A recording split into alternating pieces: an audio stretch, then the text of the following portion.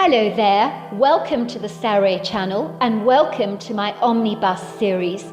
I've got so many of these omnibuses that are going to come out so that you'll be able to listen to an hour's worth of stories, which I know you're going to love.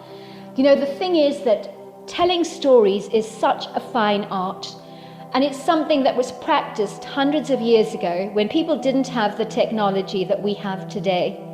And everyone would gather around the fire and listen to a wonderful story. And also, what is so wonderful about a story is that personally, I think it is the best way to go to sleep. Every night when I go to bed, I always listen to stories. And that's something that parents used to do with their children. It's something that they still do with their children. There's nothing better than a good story. And so I hope you're going to enjoy this series. And before we start, I just want to say, do subscribe to my channel because you don't want to miss out on anything. Because I'm in for the long haul and I want to make sure that you get the most stunning stories to go to bed with at night or to listen to when you want to be one of those people sitting beside the fire and listening. Don't forget to subscribe to my channel and let's get started. I hope you're going to enjoy the omnibus. Dear Sarah, and all your lovely listeners, I'd been married to my husband James for over 10 years, so I knew him like the back of my hand. Well, so I thought.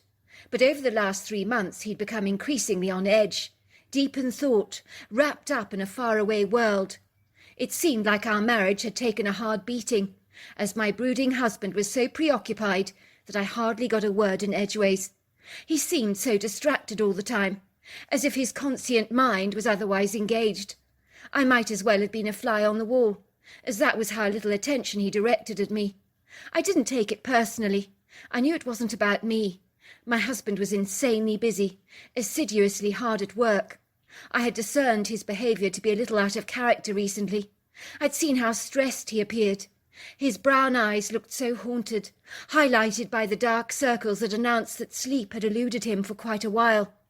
I assumed he was exhausted, being overstretched by his boss Marcus Sutcliffe, as even after working hours he was tapping away incessantly at his mobile phone, claiming he was communicating with clients after hours, which seemed nonsensical.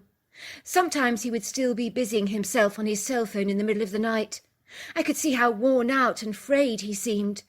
It made my blood boil. I mean, the nerve of his boss. Did he not understand that my husband had the right to enjoy a personal life?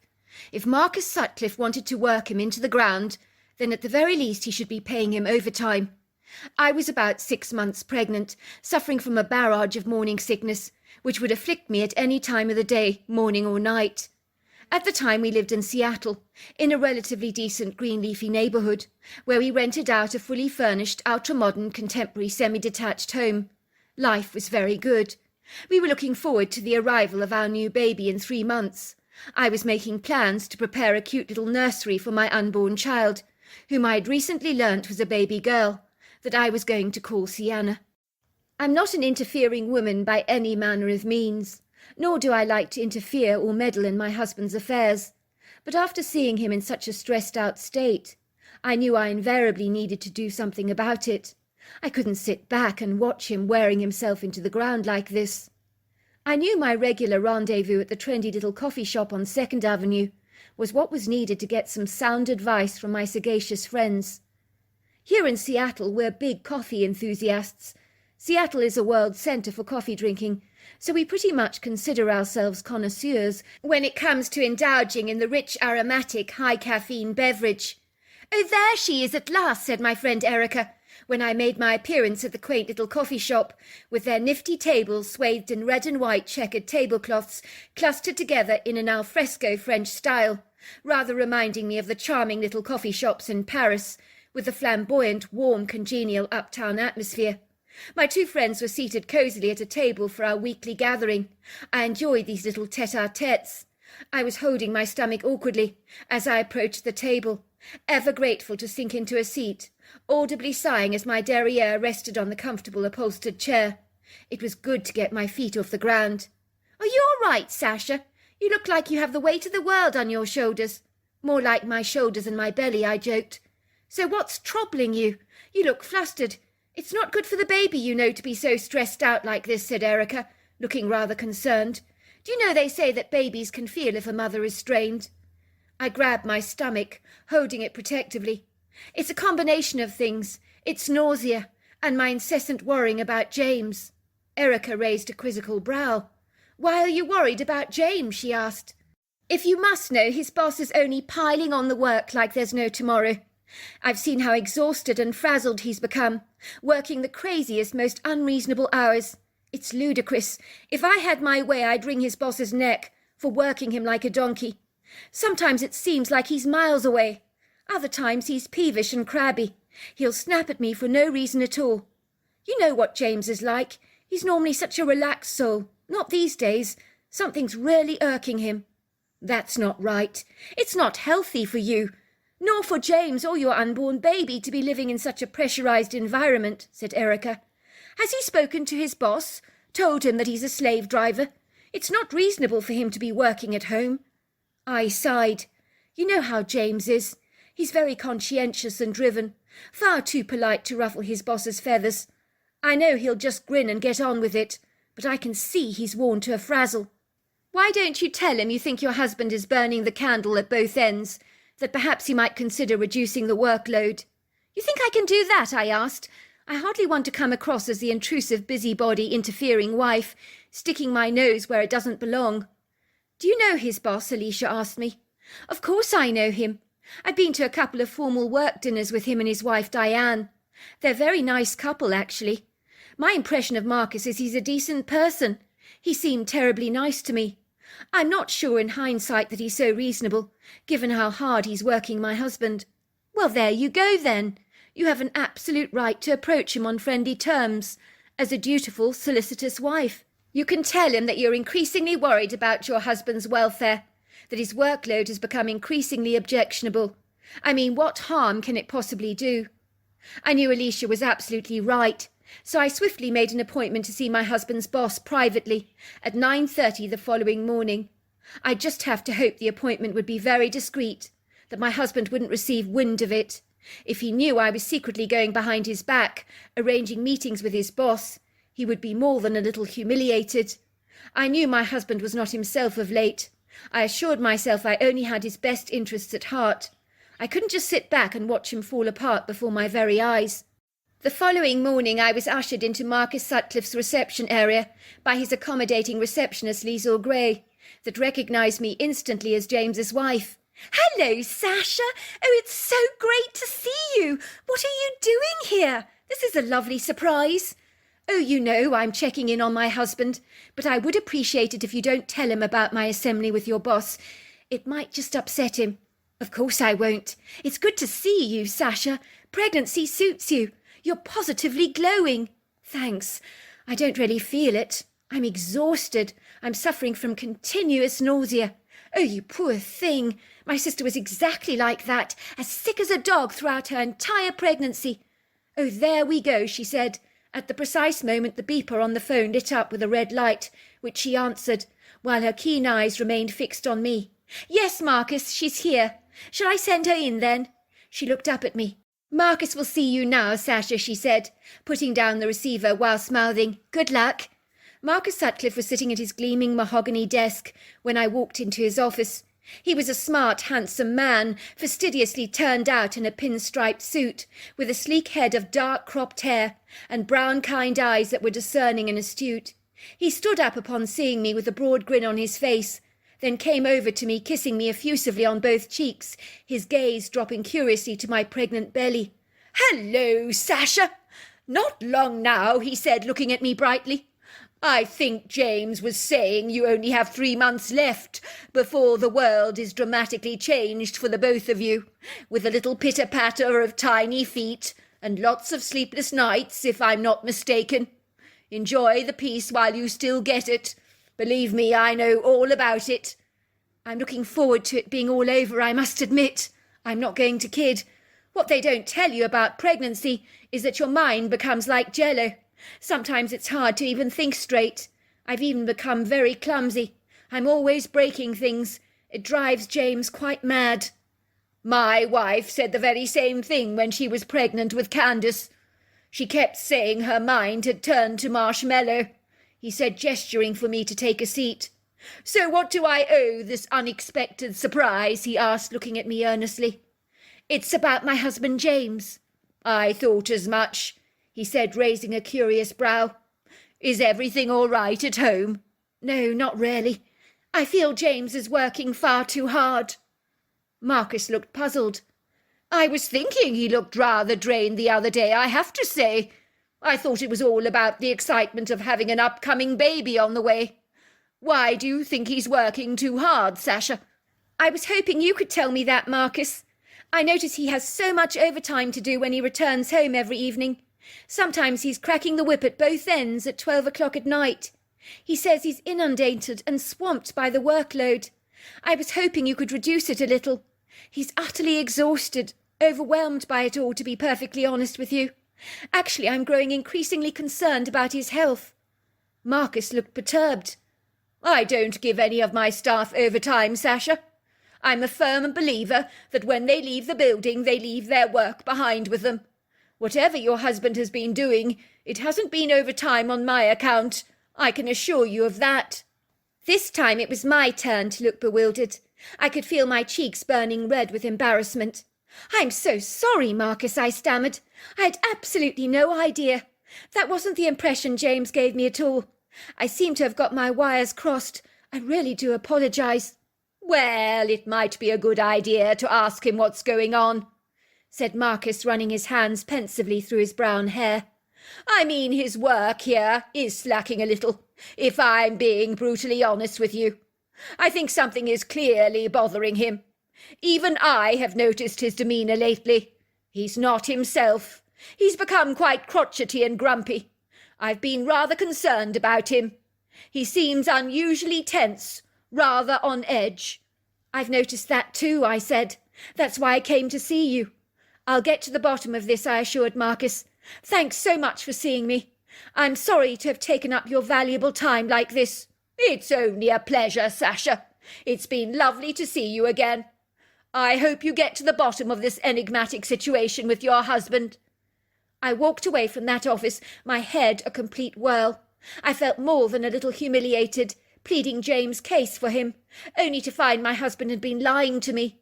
He was working at something behind my back that was draining and sucking the life out of him. But the question was what? When I returned home, I was all guns blazing. I was quite literally ready to declare World War III on my husband. But things didn't pan out quite as I was anticipating, as invariably they never ever do. I was to discover James sitting at the walnut kitchen table, in one hell of a state. I'd never seen my husband look like this before. I could see his olive-skinned face was as white as a sheet. His jaw had tightened significantly, while his eyes darted around the kitchen like an anxious ferret. What on earth is wrong? I asked him, forgetting completely about how mad I was with him, as an anxious concern now swept over me. James, you're scaring the hell out of me. You look like you've been to the doctor's office today, and he's announced you've only got 2 months left to live with an inoperable form of brain cancer. What's going on? My husband brushed his hand over his mouth. You're barking up the wrong tree there, Munchkin. But what I've got to tell you is very bad. I stared at my husband, feeling my heart pounding in my chest as I virtually gulped the air. You've got something bad to tell me? How bad? Now you really are scaring me. Very bad. Oh, my God, what have you done? I've done something very, very stupid. Insanely stupid. You're not going to be happy with me at all, Sasha. Go on, I said, feeling the nausea welling up in the back of my throat as I clutched my stomach tightly. Hearing my husband's unsavoury announcement was certainly ensuring my nausea was escalating at an alarming rate. In truth, I felt like throwing up violently, but I resisted the temptation by shifting in my seat, trying to remain very still. I've got myself in a little pickle over the last few months, I'm afraid. I've borrowed a sizable amount of money from a loan shark. He's expecting it back with a ludicrous amount of interest by the end of this month. If I don't pay it back, there's going to be hell to pay. And I don't say that lightly. What kind of trouble are you talking about?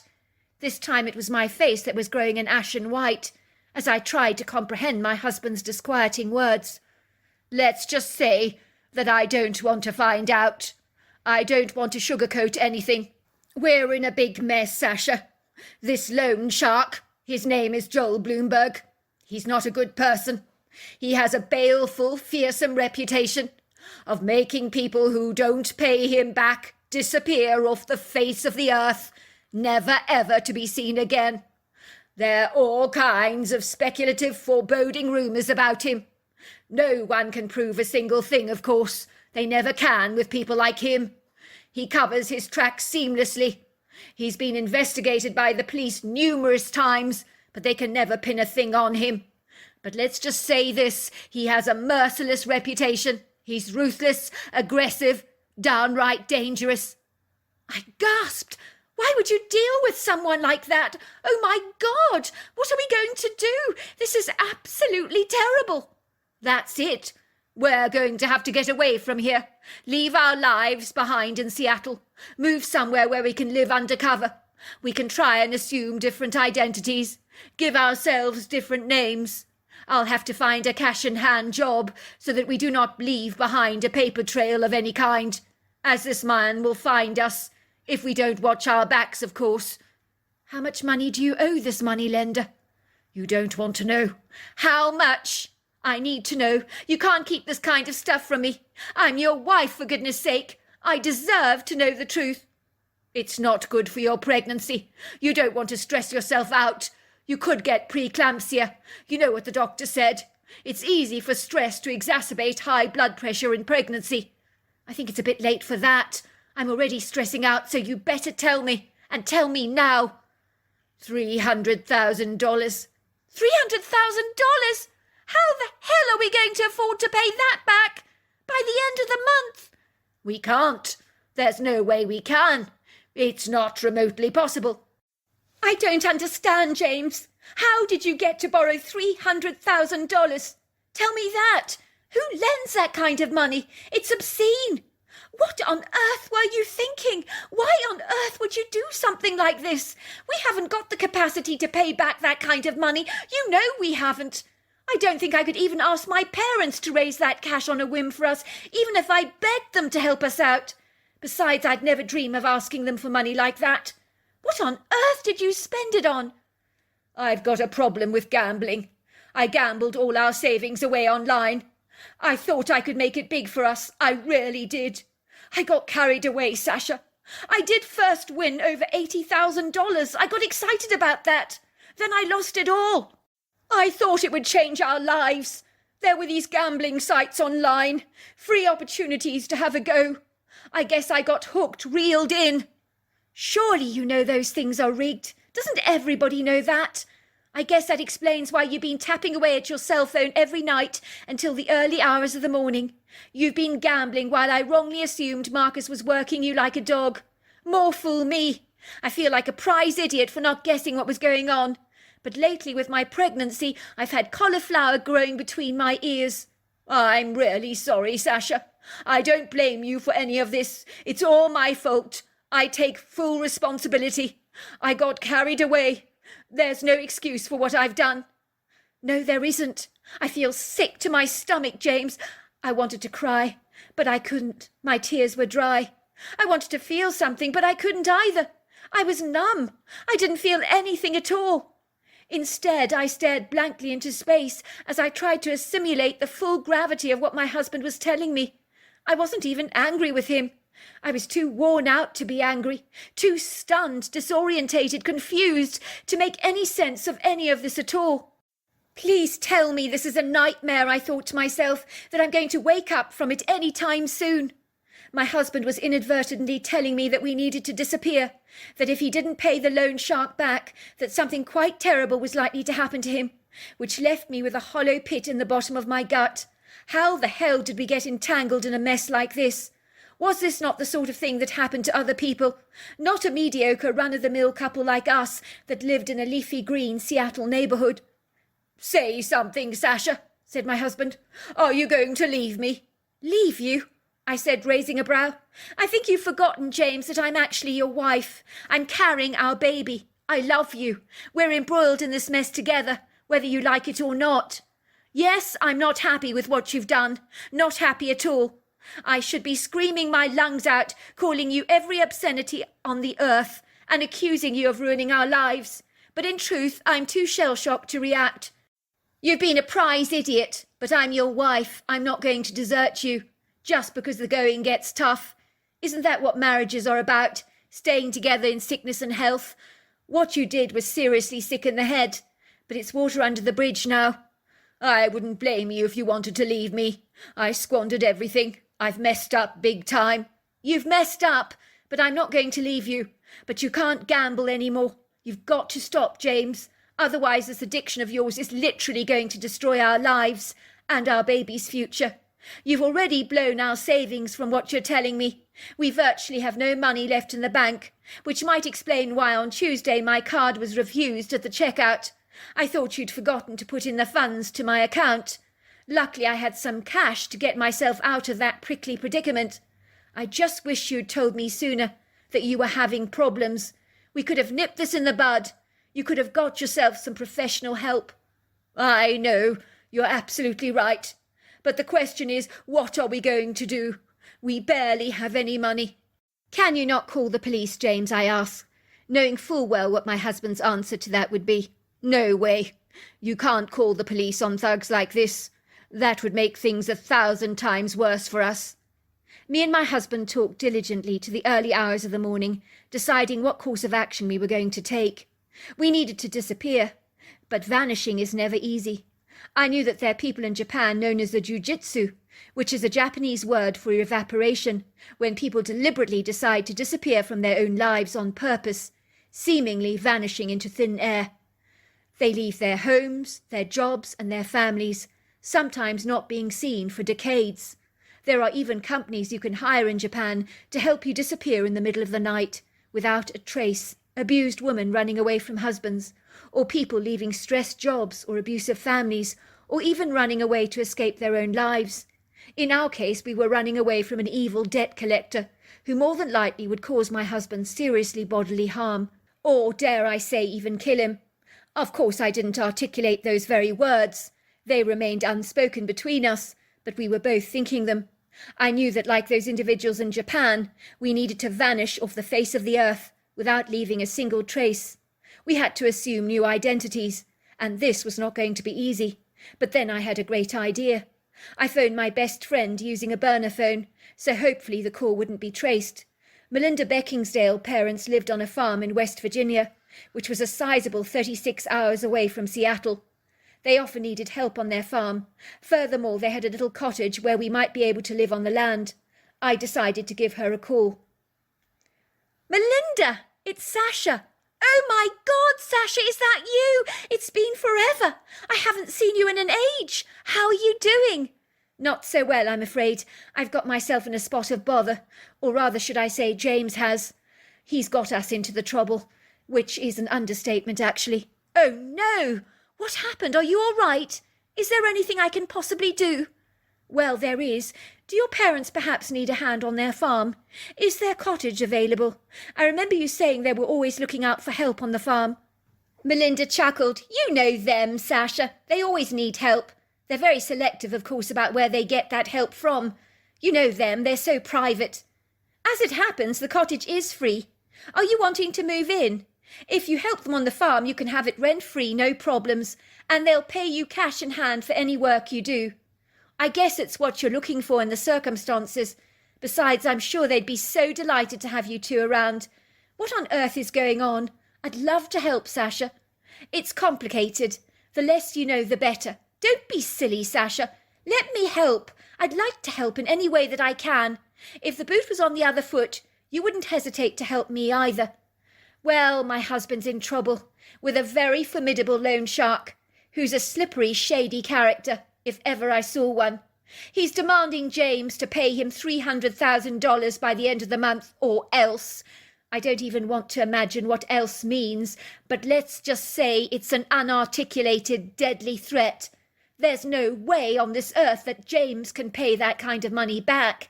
So we have to vanish off the face of the earth so that this unscrupulous, corrupt character doesn't actually find us. If you get on his wrong side, you don't pay him back. He has a habit of making his clients disappear for good, never to be seen ever again, if you get my drift. It's terrifying stuff. The man is treacherous. You've got to be kidding, Sasha. That is terrible. I've heard stories about unethical loan sharks before that would make your hair curl. You need to watch your back, Sasha. Both of you do. Those people have no scruples, no moral compass, no sense of decency whatsoever. They charge obscene amounts of interest, and they can really be so dangerous. Why does your husband James owe them so much? A gambling addiction, would you believe it? I didn't even know about it. I naively thought he was working overtime when he was spending all his time gambling online. I can't believe that I was so ignorant at failing to see what was going on under my very nose. Oh my goodness, that's so bad, Sasha. I'm sorry. Gambling addiction is a huge problem. Those online sites are a hell of a temptation for any addict. I remember going to a casino once, seeing people throwing their life savings down the plug hole. It's desperately sad. Some of them look like such lost souls. It just breaks your heart. Are you sure, Melinda, that your parents will be agreeable for us to live in their cottage? We would earn our keep, we really would. We desperately need a change of address and a way to make a living indefinitely so that we can keep under the radar. We'll do absolutely anything. Don't you worry your cotton socks, Sasha. It's all sorted out. I'll speak to my folks for you. My parents would simply love having you staying there. I'll tell them to keep their mouths shut about your presence on their property. Not that you need to worry. They're not exactly garrulous. Are you sure I can't try and raise that money that you owe for you? But to get hold of that money, I will need a couple of weeks first. Melinda, I can't ask you to do that. That would be crazy. It's good of you to offer, though. I'd love to accept your offer, though, of living on the farm in your cottage, if you're sure we won't be an imposition. Of course you won't be. I'm so glad to be able to help. I know my parents will be over the moon having that extra help with harvesting peaches and apples and dealing with the rotational corn crops. You'll be a godsend to them. They'll appreciate the extra help on the farm, and the good company, of course. I don't know what to say. You're a gem. You've quite literally saved our lives. It's no trouble, Sasha. I know if I was in the same kind of pickle, you would do the same for me. How's your pregnancy going, by the way? I'm 6 months gone. I'm suffering from the most horrendous morning sickness. This pregnancy hasn't been easy. You poor, poor thing. This is all you need to be moving away when you're so heavily pregnant. But still needs must. You must be as mad as hell with James for letting you down like this. You know, I possibly should be, Melinda, but frankly, I'm too shattered to be angry. Pregnancy just drains you so much. I felt so relieved after speaking to Melinda. I knew she would come through for us. She'd always been a great friend of mine. Before long, my husband and I made plans to disappear in the middle of the night, to make the long drawn-out drive to West Virginia, which was going to be a 36-hour trip. We had informed our landlord we were leaving her fully furnished apartment, while James had spoken to his boss, given his notice. Marcus was sorry to see him go, but very understanding, promising to keep his mouth firmly shut. I had decided not to say goodbyes to any of my girlfriends, as the less people that knew about our vanishing plan, the better. We could not afford to be too careful. It was very distressing to leave my life behind in Seattle, to not contact any of my friends. I managed to sell my car to raise some much-needed available cash. We were well on our way. We closed our bank accounts, bought several burner phones without internet connections, got rid of our original cell phones, as they can so easily be traced. Besides, without an internet connection, my husband James would be forced to go cold turkey. Hopefully we could say goodbye to his online addiction, although ideally he really did require professional help. But being on the run, we weren't in the position of acquiring it for him. I would speak to my parents on a burner phone once a month. As they lived in Atlanta, they wouldn't have a clue that we were no longer in Seattle. The less they knew about our plans, the better. I didn't want to embroil them in our fiasco, cause them undue stress. As they were already dealing with a plethora of health issues, I didn't want to add stress to the equation. James and I woke up at about 1 o'clock in the morning on the day we were leaving. We packed all our worldly possessions in the back of our truck. I physically went out into the street to check that there were no suspicious cars, secretly keeping watch over our home, as you can never be too sure of the lengths a debt collector would be prepared to go to It had come to my attention during the day that a black BMW had been following me around town, so I was fully aware I was being watched by these insidious characters. I felt reasonably confident that no one was watching our house right now. The quiet street appeared sleepy, with not a solitary soul in sight. All that greeted me was a Seattle cool breeze. A few of the oak trees swayed their branches in the wind, while the street lights lit up the dark, shadowy corners. I really did feel satisfied that we were safe to leave and make our hasty escape, like two fugitives on the run from the police. Needless to say, the long journey in our truck was exhausting for a pregnant woman, so we did make a couple of stopovers at bed and breakfasts on the way, where we paid cash in hand for our overnight stops, where we were privileged to stay with a couple of delightful couples who made us cordially welcome in their homes and luckily didn't ask too many probing questions. Wherever we went, I knew we would never be able to fully relax. We had to be vigilant about every move we made, as anyone could be watching us from the shadows. Finally, we found ourselves only minutes away from Melinda's parents' farm. The relief I felt was immeasurable, as being cooped up in the truck for so long had been a disagreeable experience for a normal functioning adult, but for a pregnant woman it had been completely insufferable. Sadly, we couldn't risk taking a short flight to Virginia, which would have been infinitely more preferable, but would have left behind a paper trail. Besides, we needed my husband's truck. I was hoping that we had left no record of ourselves that could be uncovered by those nefarious loan sharks who were not prepared to accept monthly instalments and were charging a ludicrous amount of interest on my husband's loan, which was nothing short of criminal extortion. We really had no choice but to disappear. "Well, you'll be glad to know, Sasha, we're nearly there. I can hardly wait," my husband exclaimed. "Oh, I am glad," I said, sighing with relief. "I can't wait to stretch my weary legs." We had driven off the interstate and were now driving in rugged countryside, surrounded by tall statuesque trees on high embankments, sporadically passing farmers' fields of corn, barley, wheat or tobacco. Before long we drove down a bumpy road that was shaped like a crooked finger. It may well have been asphalt at one time, but it was crumbled and worn away, heavily overgrown by weeds. We took a few swift turns and finally saw a signpost to Honeybrook Farm. We were soon driving down an earthen country road that led to a large black iron gate that was left wide open for us. I could see a dilapidated sign attached to the iron bars that had been worn away by the weather, saying Honeybrook Farm. It appeared really rather rusty. We drove past orchards of apples and peach trees, a field of corn, and a meadow with a couple of horses frolicking away happily and grazing in a field. Finally, we arrived at the breathtakingly beautiful farmhouse nestled in the heart of the valley, surrounded by masterful, imposing backdrops of mountains that dappled the furthest horizon in a hazy purple hue. The rear of the property was heavily fringed by a vast, resplendent, impressive-looking wood grove, made up of mature statuesque oak and maple trees. The farmhouse itself was a double-story symmetrical affair, a vast red brick building, with large sash windows and matching black shutters, a grey slate roof and a wraparound porch on the lowest elevation, framed by ornate columns that led directly to the front door. I could see a man with a full thatch of thick white hair, wearing a blue plaid shirt and jeans, dashing down the steps, ambling hurriedly towards us as we parked our truck on the red brick driveway. "Come on in," he said, opening the truck door and shaking my husband's hand profusely while giving him a friendly thump on the back. "It's very good to meet you. You must be James. Melinda has told me all about you. My name is Clive.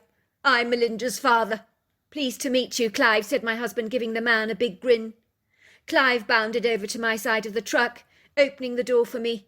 I was well acquainted with the jovial farmer, thanks to my long-standing friendship with his daughter Melinda. Clive looked remarkably good for a man in his late 60s, as with the exception of his thick white hair, he didn't look a day over 40. I thought it must be the fresh air and exercise that kept him in such good nick. He did not appear to have succumbed to the pear-shaped effects of gravity that affect so many.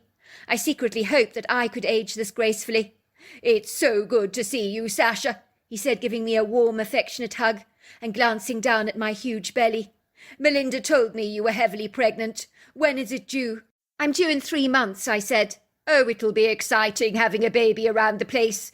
Hetty would love to do some babysitting for you, I'm sure. She adores babies. You two must come in at once. Have some refreshments before I take you up to the cottage." As if on cue, Hetty came rushing out of the house, oscillating her arms excitedly in effusive dramatic gestures that displayed her enthusiasm to see us. Her heavily lined face breaking out into a broad beam. She was a bubbly woman in her early 60s, slightly rounded around the hips, with a full head of short grey hair that had been stylishly cut in a way that made her appear elegant and younger in years.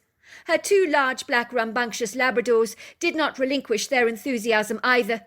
They'd been trained not to jump up on strangers, but that did not stop them from showering us with a gleeful welcome, which included thumping their tails on the ground and letting out a couple of exuberant woofs. "Please come in," she said, giving me a big hug and offering me an expressive explanation at the size of my bump. "Do you mind?" she said, putting her hand on my stomach. "May I have a feel?" "Of course," I said. Hetty led us to her gorgeous country-style kitchen. It was incredibly stunning, very stylish, with white cabinetry, white quartz surfaces, and it gleamed. There was also a flagstone floor. The kitchen door overlooked a sizable backyard, where she grew all the family vegetables, from squashes, tomatoes to spinach and lettuce. I could see dozens of free-range hens meandering through the vegetable beds, gleaming worms for themselves. It really felt as if we were in the south of France. It had that quintessential rustic feel about it. "Now you sit down, please," said Hetty, insisting I get my legs up. "You must both be so exhausted after your trip," she said, bustling around and putting a large kettle onto the gas hob of her range. "I think some tea's in order, don't you?" "Sounds lovely," I said. "I mean to say, Hetty, thank you so much for letting us move into your cottage. Melinda explained to us that you need a fresh start, to keep a low profile. Frankly, you couldn't have chosen a better place than our home to hide out in. This is quite a sanctuary we have here. I think you should feel very safe. Besides, I'm sure Heath will keep a good eye on you. He can be a grumpy old man at times, but his heart's in the right place. He's very, very protective. He'll definitely have your backs, and that makes me feel very assured." I was just about to ask Hetty who Heath actually was when Cliff began to talk about the cottage. "It's fully furnished," he explained. "It's an apple pie order. A very pretty, beguiling place, overlooking a fabulous creek, fringed by lots and lots of trees. You will definitely love it there. I can offer you plenty of work on the farm.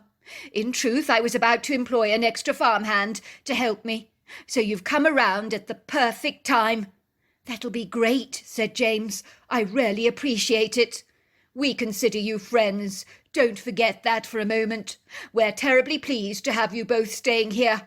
Me and Hetty are rather private people, usually wary of strangers, so having familiar faces around here, or friends of Melinda's, is an honour for us. We're very, very glad you came. We appreciate the company as well." "Do you have any other workers here helping you?" I asked, growing a little concerned. "I'm just worried that they might talk, you know, as we need to be very discreet. There's a dangerous man who will try his uttermost to locate us, a loan shark that can't be trusted." "You need not worry, dear, about that. My workers are exceedingly trustworthy people. They've been with me for many years. They're not big talkers. Besides, with your new names, no one is likely to guess that you are the Harpers that ran away from Seattle. What have you decided to call yourselves? I assume you are changing your names." "Yes, I thought I'd call myself Sarah Taylor, as that's close to Sasha, and my husband's going to call himself Johnny Taylor." "That's very good. I like the sound of that. I think that won't be very difficult to remember. Sarah and Johnny. Yes, it rolls off the tongue rather easily." "Now for some tea," said Hetty. I was shocked to see that she prepared some tea not only for us, but for her 2 boisterous Labradors, who lapped it up enthusiastically after it had been cooled down in their doggy bowls. "You give your dogs tea?" I asked in surprise. "Yes, I do. Would you believe it? They love it. I only started to give it to them when Bella started barking every time I drank tea. So just to humour her, I placed some in a bowl. She loved it. I swear to you it's actually improved their health. You know, black tea is full of antioxidants. It can boost your heart health, cell function, blood sugar levels. My vet has asked me why they're positively glowing. He's seen a vast improvement in their health. I swear it's the tea. Who would have imagined that that was possible?" "I guess stranger things have happened," I said. "I have a friend who swears a tablespoon of turmeric in her dog's food has added years to her dog's life. I think it's a powerful anti-inflammatory." I watched the dogs in fascination as they lapped up their tea. "Would you like some blueberry muffins, dear?" Hetty asked me. "Love some," I said. "Did you bake them yourself? They're absolutely delicious." "Hetty's a big baker," said Clive proudly. "I'm a very lucky man indeed. It's a good job I work the fields very hard. I'd probably be the size of a small tractor by now if I didn't, with Hetty's sumptuous cooking all the time." After tea, Clive jumped into his truck. He asked us to follow him in our truck, and we did so, driving past a couple of meadows down the windy gravel road with a signpost that said Windy Willow's Cottage. We followed the road and found ourselves staring at the prettiest cottage we'd ever seen. It was a red brick home like the main farmhouse, but a much smaller version, as if done in miniature, with black shutters, a grey slate roof, along with the cutest wraparound porch that overlooked a pretty little creek, heavily fringed by statuesque oak trees. "It's absolutely gorgeous," I said to Clive, "just like your farmhouse, only in miniature." "Well, that's the general idea. We built the cottage with the idea of retirement in mind, so that moving in here one day would be pretty straightforward. We could rent out the main farmhouse and the land to a younger, more aspiring farmer in the future. It would be hard to give up the big farmhouse, so we made a miniature version of it. Hence Windy Willow Cottage, here we are," he said. I watched him ferreting around in his pocket to pull out a bunch of keys, which jangled in his hands as he handed them to James. "These are the keys for the cottage. I'll love you and leave you. I'm sure you're both dying to get unpacked and to have a much-needed hot bath. There'll be plenty of hot water on tap. I'm sure you must be feeling sticky after all the travelling. And you, young lady, you need to put your feet up and relax.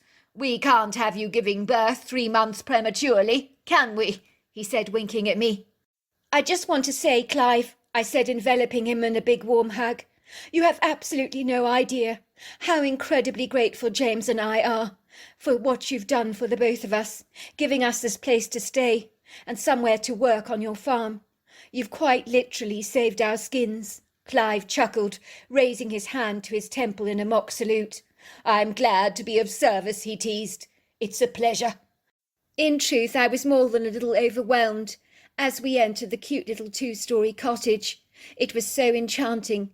The lower floor had been transformed into open-plan living at its finest, as the fashionable ultra-modern kitchen was sprinkled flamboyantly with a dash of old-world vintage charm that gave the kitchen a unique look, as the classical influences ironed out the stark coldness so often seen in avant-garde cutting-edge designs. The kitchen folded seamlessly into the living area, then into the library. The library was fitted with bespoke bookshelves, bursting with hundreds of books from how to propagate your own ferns to the secrets of great mystics. There was a lot to read.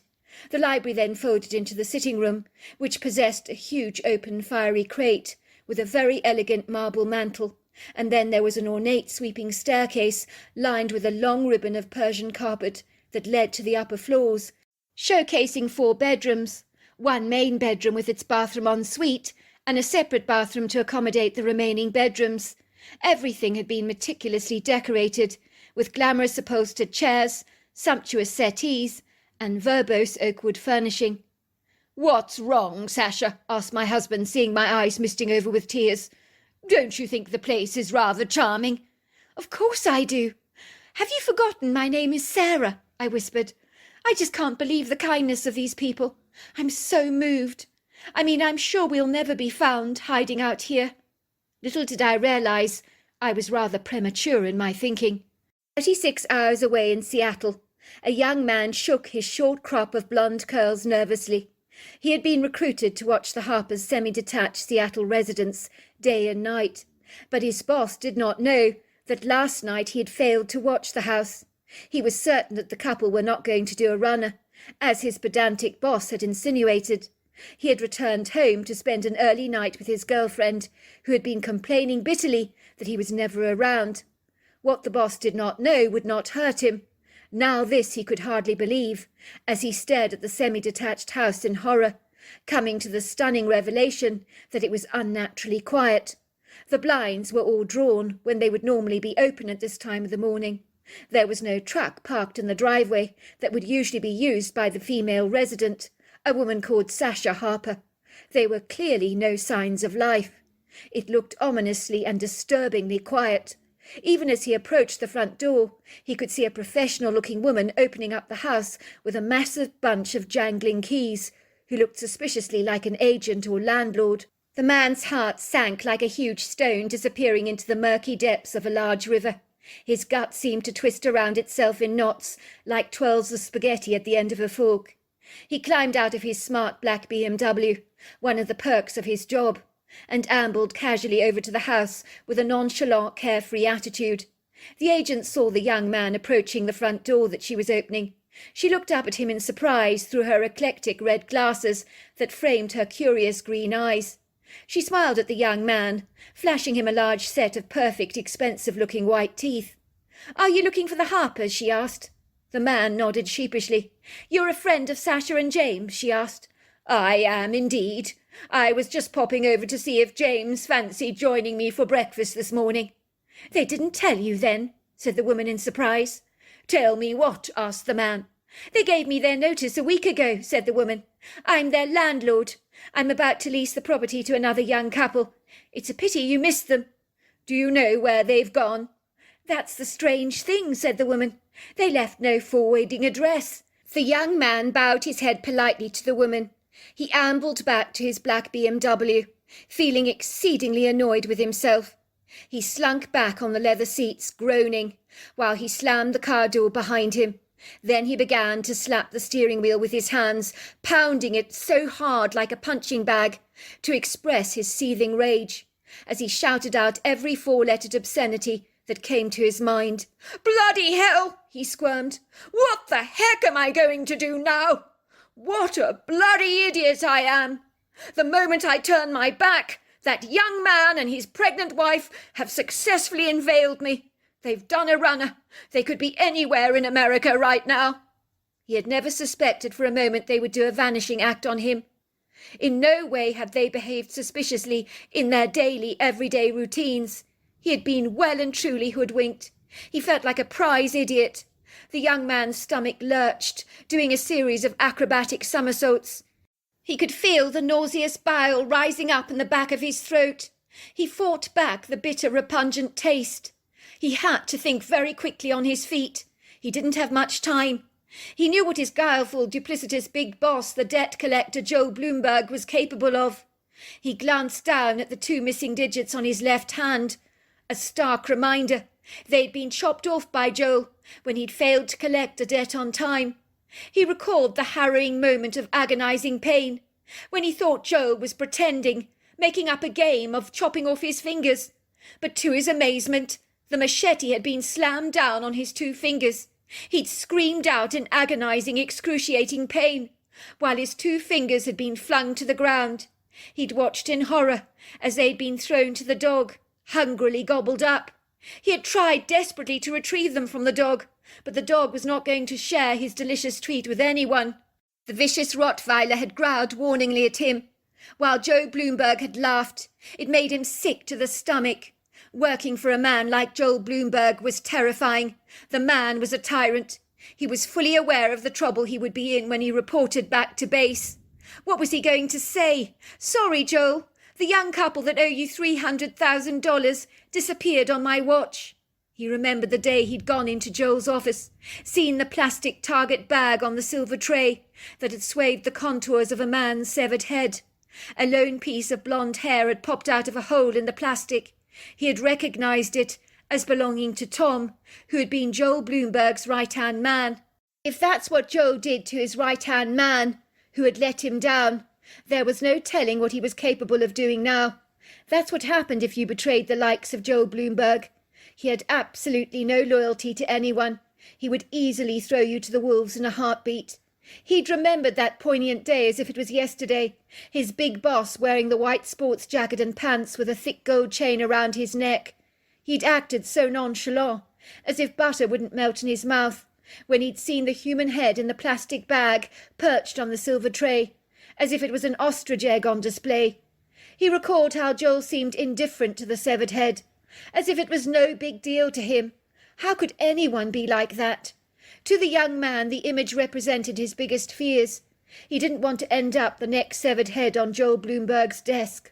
All Mr. Bloomberg was interested in was charging people excessive amounts of interest and making huge bucks out of his clients. No wonder he was rolling in money. People were absolutely petrified of the man. They would turn over all their worldly possessions to him just to save their skins. He knew that anyone doing business with Joel was dicing with death, playing Russian roulette with their own lives. For one thing was absolutely certain. If you upset Joel Bloomberg, you couldn't expect to be breathing for much longer. He couldn't figure out why Joel had lent such a measly amount of money to the young couple, when he was used to dealing with much bigger numbers. The young man pulled up Joel Bloomberg's grandiose driveway in his black BMW, where the grim, scowling security guard in the entrance opened up the large black ornate iron gates dutifully for him. He had parked in the pristine brick driveway, ambling towards the very tasteless over-the-top palatial mansion, with a plethora of ornate columns and statues on display that framed the front arched entrance of the home. The huge bodyguard with his bubbly, beefy arms stood in the doorway like a belligerent Rottweiler. The man looked as if he spent his entire life injecting himself with steroids. "You'll find Mr. Bloomberg in his office," he barked. "He's expecting you." The young man trembled as he knocked at the door, glancing at the 2 missing digits on his left hand. His knees trembled. His heart thundered violently in his chest. His hands became wet and clammy. All he could do was hope and pray that his boss was in a good mood. It turned out he was. It was the young man's lucky day. "Come in," came Joel's voice. "Oh, there you are, Christopher," he said, lifting up a tot of whiskey, swinging it down in a vulgar glug. "I understand you've got some news for me." He was sitting in a tasteless chair that was ornately carved, painted in gold leaf, resembling a throne. All he needed was a crown, the young man thought to himself. "That's right, sir. I have." "Good news, I hope." "I'm in a very, very good mood today, Christopher. I've learnt that I've become an uncle. At 3:30 this morning, my sister Juanita gave birth to a 7-pound baby boy. They've called him Joel after me. I'm very chuffed." "Of course you are, sir." "Wow, that is incredible. Congratulations are in order, sir. I'm very pleased for you. So what's your news, Christopher?" "I'm afraid the news isn't good, sir. The young Harper couple have done a runner, but they only borrowed pin money from you. It was only $300,000, not big money." "But how did that happen? You were supposed to be watching the house," Joel growled angrily, his eyes widening in an expression of displeasure. "You know I don't like it when people do a runner." "Sir, I'm sorry. I became violently ill. I ate a dodgy curry. I think it was off, gone rancid or something. I had to throw up on the side of the road. I saw the couple hurriedly leave, but I couldn't stop hurling. They managed to escape. I was violently ill, sir. There was nothing I could do to stop it." "You bloody idiot. You're lucky I'm in a good mood, Chris, or I might have removed another 2 of your digits." "Yes, sir. I'm sorry, sir," said Chris, taking a gulp of relieved fresh air. He had dodged a bullet. Losing another 2 digits would have been too much to stomach. It was hard operating with 2 less fingers on his left hand anyway. "Well, you know what we need to do now. You have a month to find the couple. I don't care what you do. You need to find them, or I will not be a happy man. Do you understand, Christopher? You don't want to be around me when I'm unhappy." "I do bad things when I'm not pleased," he said, focusing his eyes on Chris's missing digits. Chris shuddered. He certainly got the message. "Yes, sir. I'll find them, sir. I promise you, sir, I will. Someone must know where they've gone." In West Virginia, 36 hours away, it would seem that me and my husband James had settled very well into farm life, becoming close to Clive and his wife Hetty, along with their 2 adorable black Labradors. James had been giving Clyde a hand on the farm. By all accounts, he was enjoying the outdoor life. He'd already developed a golden tan on his face. The black circles from tense, overwrought exhaustion had dissipated. Instead of looking fearful and anxious, his brown eyes wore a happy, contented look. I smiled happily to myself. I hadn't seen my husband look this upbeat in a long time. He had even admitted to me that the lure of gambling online had dissipated. He barely gave the internet a second thought. After bracing the elements every morning, driving the tractor, riding the horses and attending to the crops, He felt exhausted by the end of the day, but in a good way. He loved nothing more than to unwind after a hard day's work with an ice-cold beer in his hand, watching the sky develop in a tangerine orange, yellow and pink hue as the sun set over the valley. He loved watching the bedazzling views on the wraparound porch that overlooked the beguiling creek. He also enjoyed watching the few deers that would gather together, congregating at the water to enjoy a drink. These days I'm glad to say that my morning sickness was a lot more manageable. We both had promptly decided that we would live as Sarah and Jonathan Taylor. When the time was right, we would put enough money away and try and get false IDs and open up new bank accounts. One night me and my husband were sitting on the back porch. We saw a shadowy figure moving through the trees, standing yards away from us, looking directly at us through curious eyes. "Oh my God, it's a Bigfoot! What else can it be?" I whispered. "I can't believe it." "By Jove, I do believe you're right. I didn't even think those things were real." We'd only seen the creature for a fleeting second. It had happened far too quickly for me to get a full overview of it, but I had seen it studying us with a look of intrigue on its human-like face. I couldn't wait to tell Hetty in the morning what I'd seen. I doubted she would believe my story. I could hardly believe it. The following morning I scrambled hurriedly towards the main farmhouse, my face flushed pink with excitement. Hetty had ushered me into the kitchen, where I received the usual rapturous welcome from the two black Labradors. I watched her engage in her usual ritual of preparing the four of us tea. So while the two dogs lapped down their warm beverage, Hetty and I took respectable little sips out of mugs of tea at the kitchen table.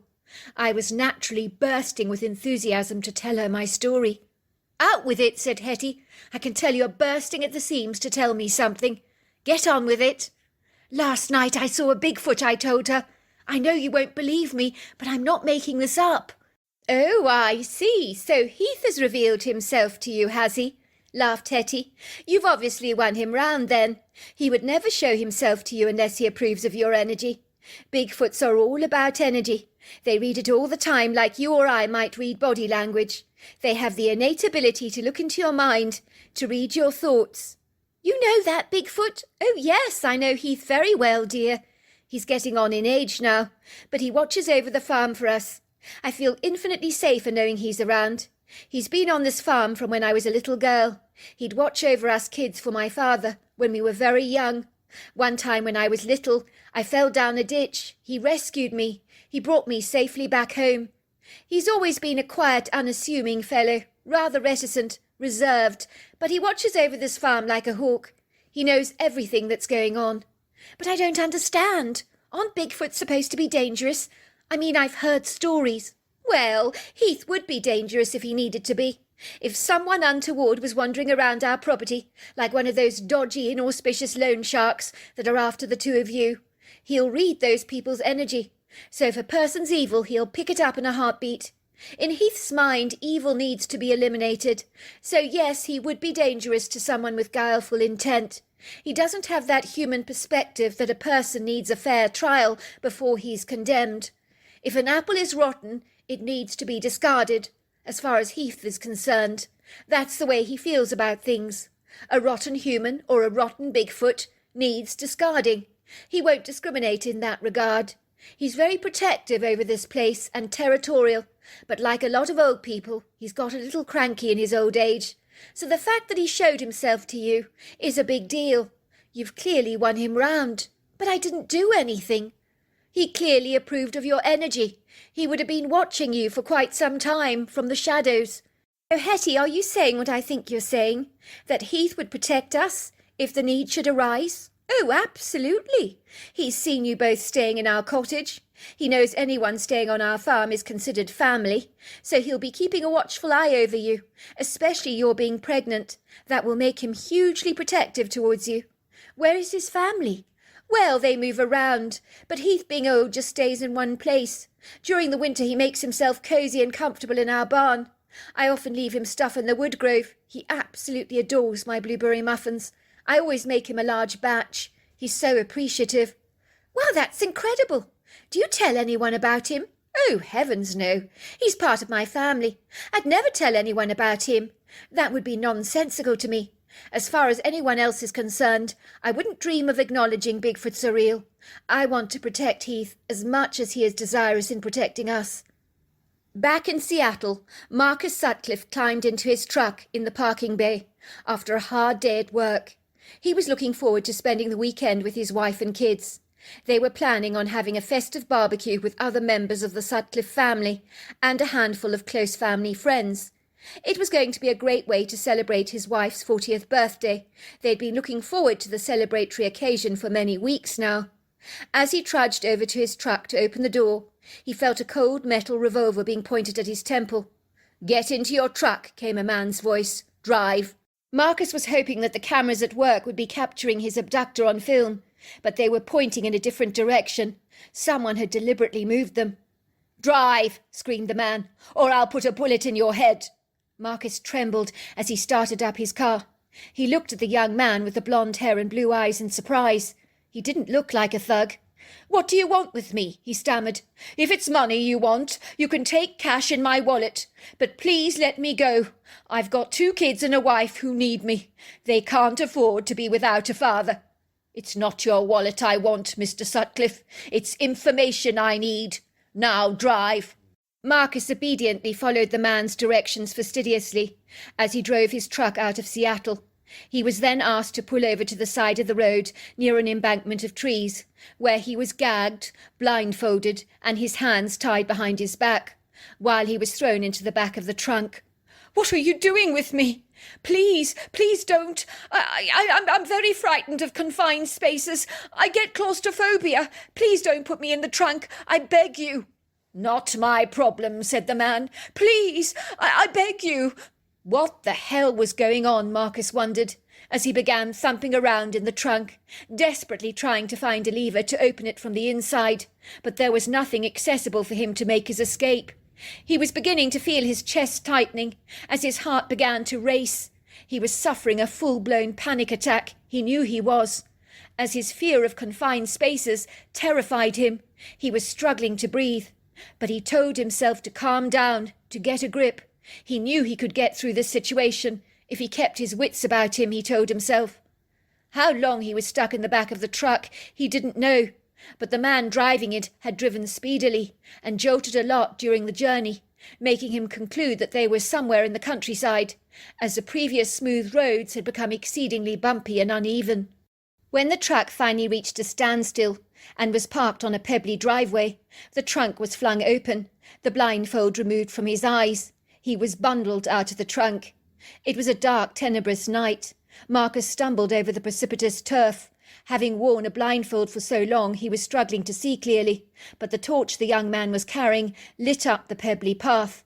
"Get a move on," said the man, cuffing his hands behind his back, where he was led at gunpoint to a farm building. He was thrown into the barn to join the barrels of hay. The man switched on a dimmer light in the barn and studied Marcus through hostile eyes. "Now let's get down to business," said the man with the blonde hair and the seemingly angelic face, who had covered half his face with a bandana, so you couldn't see his profile clearly. But Marcus had seen his face earlier on, and didn't forget a face, especially not one like that. "I want to know about James Harper. I want to know where he's gone. He's done a disappearing act with that pregnant wife of his. I need to know where he is." "I don't know," said Marcus. "He just up and left. I don't know where he's gone. He never gave me the details. I don't know intimate things like that about my staff." "Where is James Harper?" repeated the man, kicking Marcus in the leg. "You heard me. Where is James Harper? I need to know. You tell me now. Where is he? I want to know." He winced. "I told you. I don't know." The man with the blonde hair began to grow belligerent. He put the revolver against Marcus's temple. "I can pull the trigger if you don't cooperate with me. It would be an awful shame to never see our family again, would it not? That lovely wife of yours is going to have her 40th birthday party this weekend. Wouldn't it be a dreadful pity to have your corpse delivered to her front door as a birthday present?" "You wouldn't," gasped Marcus. I will do whatever it takes, Marcus, to find James Harper. If it means killing you, then so be it. If it means killing your wife, then I will do it. But if you want to get away with a breath in your lungs and a ticking heart, then you better start talking, and talking now. I have no intention of killing you, but if you don't cooperate, I will be forced to pull the trigger. We wouldn't want that, would we? Start talking. Look, I don't know anything. All I know is that they were going to West Virginia to stay at a cottage on a friend's farm. I think it was called Honeybrook Farm. I think the cottage was called Windy Willow. I'm not sure. That's all I know. Now can I go? The man with the blonde hair handed him a burner phone. Call your wife. Tell her something's come up, that you've gone away for the weekend on business. You better be convincing, or I'll shoot you dead. I don't want the police sniffing around, or I'll kill you. Do you understand that? Marcus nodded. He dialed his wife's phone number. Hello? Hello, Diane. It's me, Marcus. Where the hell have you been? I've been worried sick. You've been gone for hours. Your cell phone just goes to voicemail. I've been worried out of my mind. I'm fine, honey. Calm down. I got caught up in a meeting at work that went on for longer than intended. But that's not like you. You don't do stuff like this. You never work late. This is an exception, honey. I don't know how to say this to you, but I'm going to be away for a few days. I'll be away for your 40th birthday on Sunday. Something's come up that's terribly important. I can't give it a miss. You've got to be kidding, Marcus. What's so important that you'd forget my 40th birthday? The whole idea is for us to be celebrating it together. I can't believe you're doing this to me.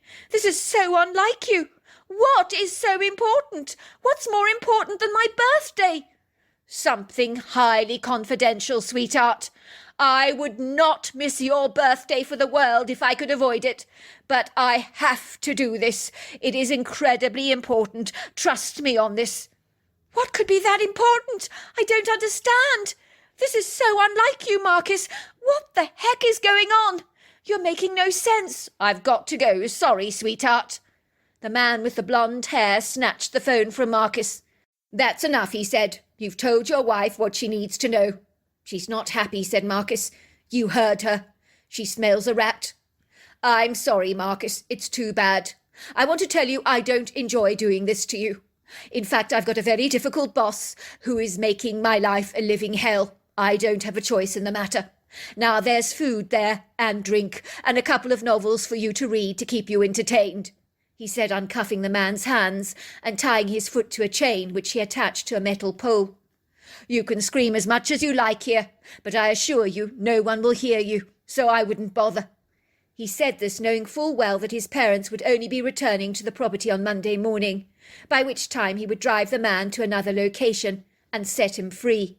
Right now things were going according to plan. All he needed to do was to notify the big boss, who wanted to accompany him on this mission. They would be booking their flights to West Virginia and trying their damnedest to locate this farm and find the cottage on it. For Joe Bloomberg liked nothing better than annihilating anyone who tried dodging paying him, as he took it personally if a client tried to do a runner. He was looking forward to blowing off James Harper's head. It was part of the job that brought him a measure of satisfaction. He loved the pleasure of provoking fear among all those who knew him. He loved his reputation. It was a beautiful, blissful Saturday morning in West Virginia, but I woke with a direful feeling that literally hung around me all day. It was a foreboding, menacious experience that I couldn't shift. It seemed to travel directly to my baby in my womb, as she began to kick much harder than usual in my belly, as if she too could experience my angst. Worse still, the unfavourable morning sickness that had plagued me in Seattle had returned with a vengeance. It was a nauseous, bodeful feeling that engulfed the back of my throat with a bitter taste. I found myself throwing up violently in the toilet. The entire morning I was hurling up the putrid, bitter contents of my stomach, until finally I could hurl no more. I knew that my gut had a mind of its own. It sensed that something was off. It was like an irrational, intuitive sense of knowing. Don't be silly, I told myself. You're overreacting. You're just having a bad day. Everyone's entitled to a slightly off day, that's all it is. I tried to push that continuous internal gloomy nudge that was whispering to me that something wasn't right, but I refused to give those thoughts any credence. When I was feeling a little bit better and more settled in my stomach, I visited Hetty for a cup of tea, while her husband had been helping Clive on the farm. Hetty made an unusual comment that really got my attention. "You look a bit off colour today, Sasha," she said. "You're having a bad day, are you?" I'd nodded. "I'm afraid I've been throwing up most of the morning." "There must be something in the air.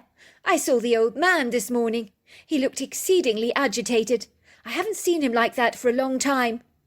"By the old man, I take it you're talking about Heath, the Bigfoot." "Oh, I am indeed. Heath is a very sensitive creature. You know, he's very intuitive. He can sense things. I could see he seemed rather tense about something this morning. I remember he was like that hours before we had one of those horrendous storms that hit Virginia very hard when 2 of our trees were struck by lightning. Heath sensed it, you know." "Wow, that is incredible. Do you interact with Heath closely?" "Not really. He's quite an evasive creature, really. He keeps himself to himself. But I always know when he's stressed out. He comes up to the farmhouse and looks at me through the window, gives me a nod. I know then he is feeling a little on edge about something, as if he sensed something bad is about to happen." "That makes 2 of us," I said. "I've been feeling an ominous feeling all morning." Hetty looked worried. "You don't think that debt collector has got wind of where you're staying?" she asked. "How could he?" I said. "We didn't tell anyone where we were going." "Are you absolutely sure about that?" asked Hetty. "Very sure," I said, not feeling totally confident, because you can never be sure about anything when you're keeping a low profile. That night as I went to bed and closed the drapes of our bedroom windows, I couldn't shake the fraught nail-biting feeling that weighed so heavily in my gut, like cement. Even the baby in my womb had sensed my level of distress all day. She had been kicking non-stop. "It's all right," I whispered to her. "It's all right, Sienna. Everything's going to be fine." My husband was already asleep in bed when I climbed in next to him. In the past he would have been the one that was wide awake. Now it was me that could not sleep. It was me that was restless. My husband's highly physical job meant that by the end of the day, when his head hit the pillow, he was out like a light. He was now sleeping like a baby. I smiled contentedly to myself when I heard his soft snores. It always pleased me. I began to read an exciting book, but even that could not hold my attention. I knew that sleep had eluded me this evening. I was wide awake, feeling agitated, as if I was on tenterhooks all the time. That was when I decided a brisk walk was well in order. It would help me unwind a little, I thought. I surreptitiously crept outside the house so as not to disturb my husband, and I began to take a gentle stroll. I was so glad I did. A full moon infused the velvety sky in a bright effusive light that was warm and engaging, while clusters of pretty stars twinkled like diamonds in the vast firmament, while the chorus of crickets and frogs serenaded the night in a joyful, reassuring ambience that calmed the nerves. I trekked through the tall, imposing trees of the wood grove, thoroughly enjoying the feel of the earthen floor under my feet, the cool breeze blowing against my skin. It was invigorating and refreshing. The trees swayed their large boughs in the breeze, clustered together in congenial groups, like tall solitary strangers that had decided to swagger to the music of the night, like reluctant dancers at a party. For a second I stood very still. I sensed something was watching me. I was sure of it. My eyes darted towards the solid tree trunk to my left-hand side. My eyes focusing on the tree trunk. It moved. That was then I realized that the tree trunk was actually Heath, the Bigfoot. For a moment our eyes met. I could see him so clearly in the vivid light of the moon that danced through the trees, highlighting the creature's kindly face. I knew I didn't have to be afraid, as Hetty assured me he was benevolent, but I could see that in his eyes. He was very large, at about 8 foot tall, and 700 pounds. He was built like a burly piece of formidable farm machinery, covered in long flowing hair. The creature looked remarkably human close up. I would say the only thing that set him apart from the average human being was his gargantuan proportions, the cone-shaped head and overlong arms. I nodded at Heath. He watched me as I strolled back to the cottage, ambling through the trees. I almost felt as if he was shadowing me, to be certain I was all right. I sensed his protective energy towards me. It wasn't audibly articulated, but I could definitely perceive it. The creature cared about me, as much as he cared about the trees in the woodgrove. As I made my approach towards the cottage, a light was visibly on inside the bedroom. I stopped dead in my tracks. There was something terribly wrong. That light should not be on. My husband was supposed to be asleep. That was when I heard men's raised voices. "You thought you could get away with not paying me, sonny boy. You thought you could run from me. That doesn't happen on my watch. I always find the runaways. You know what happens to anyone who betrays me? Do you know about my reputation?" I told you I'd get you the money," came my husband's terrified voice. I just need time. That's why I went away. Because you weren't giving me time. But I was going to pay you back. I promise. It's just you wanted it back too soon.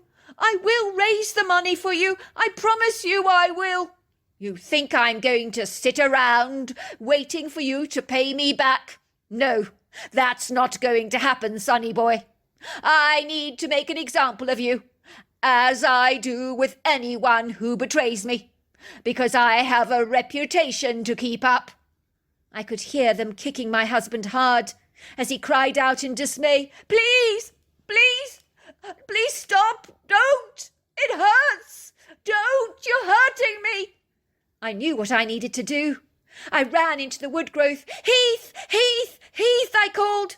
It seemed like the Bigfoot knew his name, because he glided towards me. His eyes studied the expression on my face. He knew something was up. He sensed I was in grievous trouble. He briskly followed me. We both stood in the tree line, remaining still. Heath indicated for me to be as quiet as possible, as he began to assimilate what was going on. Hetty was right. He did like to read situations. He was reading the murderous energy of the events unfolding before our eyes. My heart was thundering in my chest as my husband was dragged out of the house by two men, one who was pointing a gun at his back. I could sense these two men meant business. "Move over to that tree, sonny boy," came a man's thunderous voice. He began to kick my husband in the shins. "Oh, you're hurting me! You're hurting me! Please stop!" "Get down on your hands and knees," he demanded. "Over there by that tree. Put your hands on your head." My husband obeyed. He was physically trembling. His eyes were screaming with terror, even though he wasn't saying anything. I could see it. "I want you to beg for your life." I could see a blonde-haired man that disguised his face with a scarf, holding up a cell phone, recording the events.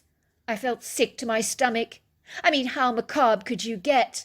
I imagine he was recording things to show any potential moneylenders what happens to people who betray their trust. I knew without a shadow of a doubt that they were about to kill my husband, about to end his life. "Please," came my husband's voice, "I will do anything. I have a pregnant wife. We have a baby on the way. She needs me. My baby needs a father. Look, I will do anything. I will raise the money for you. I will even double it if I have to. But please, please don't hurt me." "Beg for your life," the man commanded. "I'm begging you. I'm begging you. Please, I'm begging you." Tears began to stream down my husband's face, while the gun was pinned to the back of his head. "Please," begged my husband. "Please, I'm begging you. Don't kill me. I'm begging you." All of a sudden, Heath glided through the trees. He'd had more than enough. He'd seen more than enough. He moved like a steam engine on full throttle, causing such a commotion on his approach that even the ground began to heave and groan under his weight, while the branches of the trees seemed to snap. Leaves rustled. Both men, whose focus had been on James, were now distracted. They realized something hellishly big, something portentous and threatening, was looming towards them. They both sensed and felt danger. They tasted its rancid, unsavoury taste as a rapid adrenal response coursed through their veins. "What the hell is that?" said Joe, looking at Chris for answers. The young man looked shaken. "God only knows," he whispered, his trembling voice unable to disguise the sense of dread that overcame him. Then they saw the creature, standing yards away from them. Nothing prepared them for what they were seeing. This was the most dreadful, terrifying, gargantuan creature that they had ever seen in their lives. It was a Bigfoot. This creature was not friendly. The Bigfoot growled fiercely, exposing his large white teeth to the two men. They became unhinged, disorientated, as if they'd been hit with 1,000 jolts of electricity, that as if they had been momentarily stunned. It was like they froze in terror, incapacitated by fear, their eyes growing wide with horror. "Shoot him! Shoot him!" cried the young man with blonde hair to his boss, Joel Bloomberg. But Joel seemed locked in a stupefied trance. He seemed unable to react. The large Bigfoot grabbed the revolver from the man, throwing it to the trees. Joel began thrashing around, fighting back with all his might. But he was no match for Heath. "Help! Help!" he screamed. But no one came to his aid. No one showed Joel any mercy. For no, he had never shown mercy to anyone a day in his life. And now that he desperately needed it, it evaded him. In a trice, Heath grabbed Joel by the legs, so he was hanging precariously upside down, still screaming at the top of his lungs, "Help me! Somebody help me! Help me!" Heath began pounding him against the tree so violently hard. The screaming subsided, as Joel, after a couple of hefty blows, became very quiet. The life was thrust out of him with every violent blow. His body became limp and unresponsive. Heath dropped the man on the ground. He landed in a bedraggled, lifeless heap. Then the man with the blonde hair was running away, while Heath glided after him, grabbing the screaming man in his hands, tossing him up in the air like an orca tosses baby seals above his head before he devours them. Heath kept catching the young man several times in his hands like a ball, as if toying with him to teach him a lesson that he was unlikely to ever forget. Then Heath let go of the young man, enabling him to escape, because he sensed there was good in this bad apple that was worth preserving. But he continued to chase him nevertheless, until the engine of a truck was heard starting up, as the man drove swiftly away at one hell of a speed.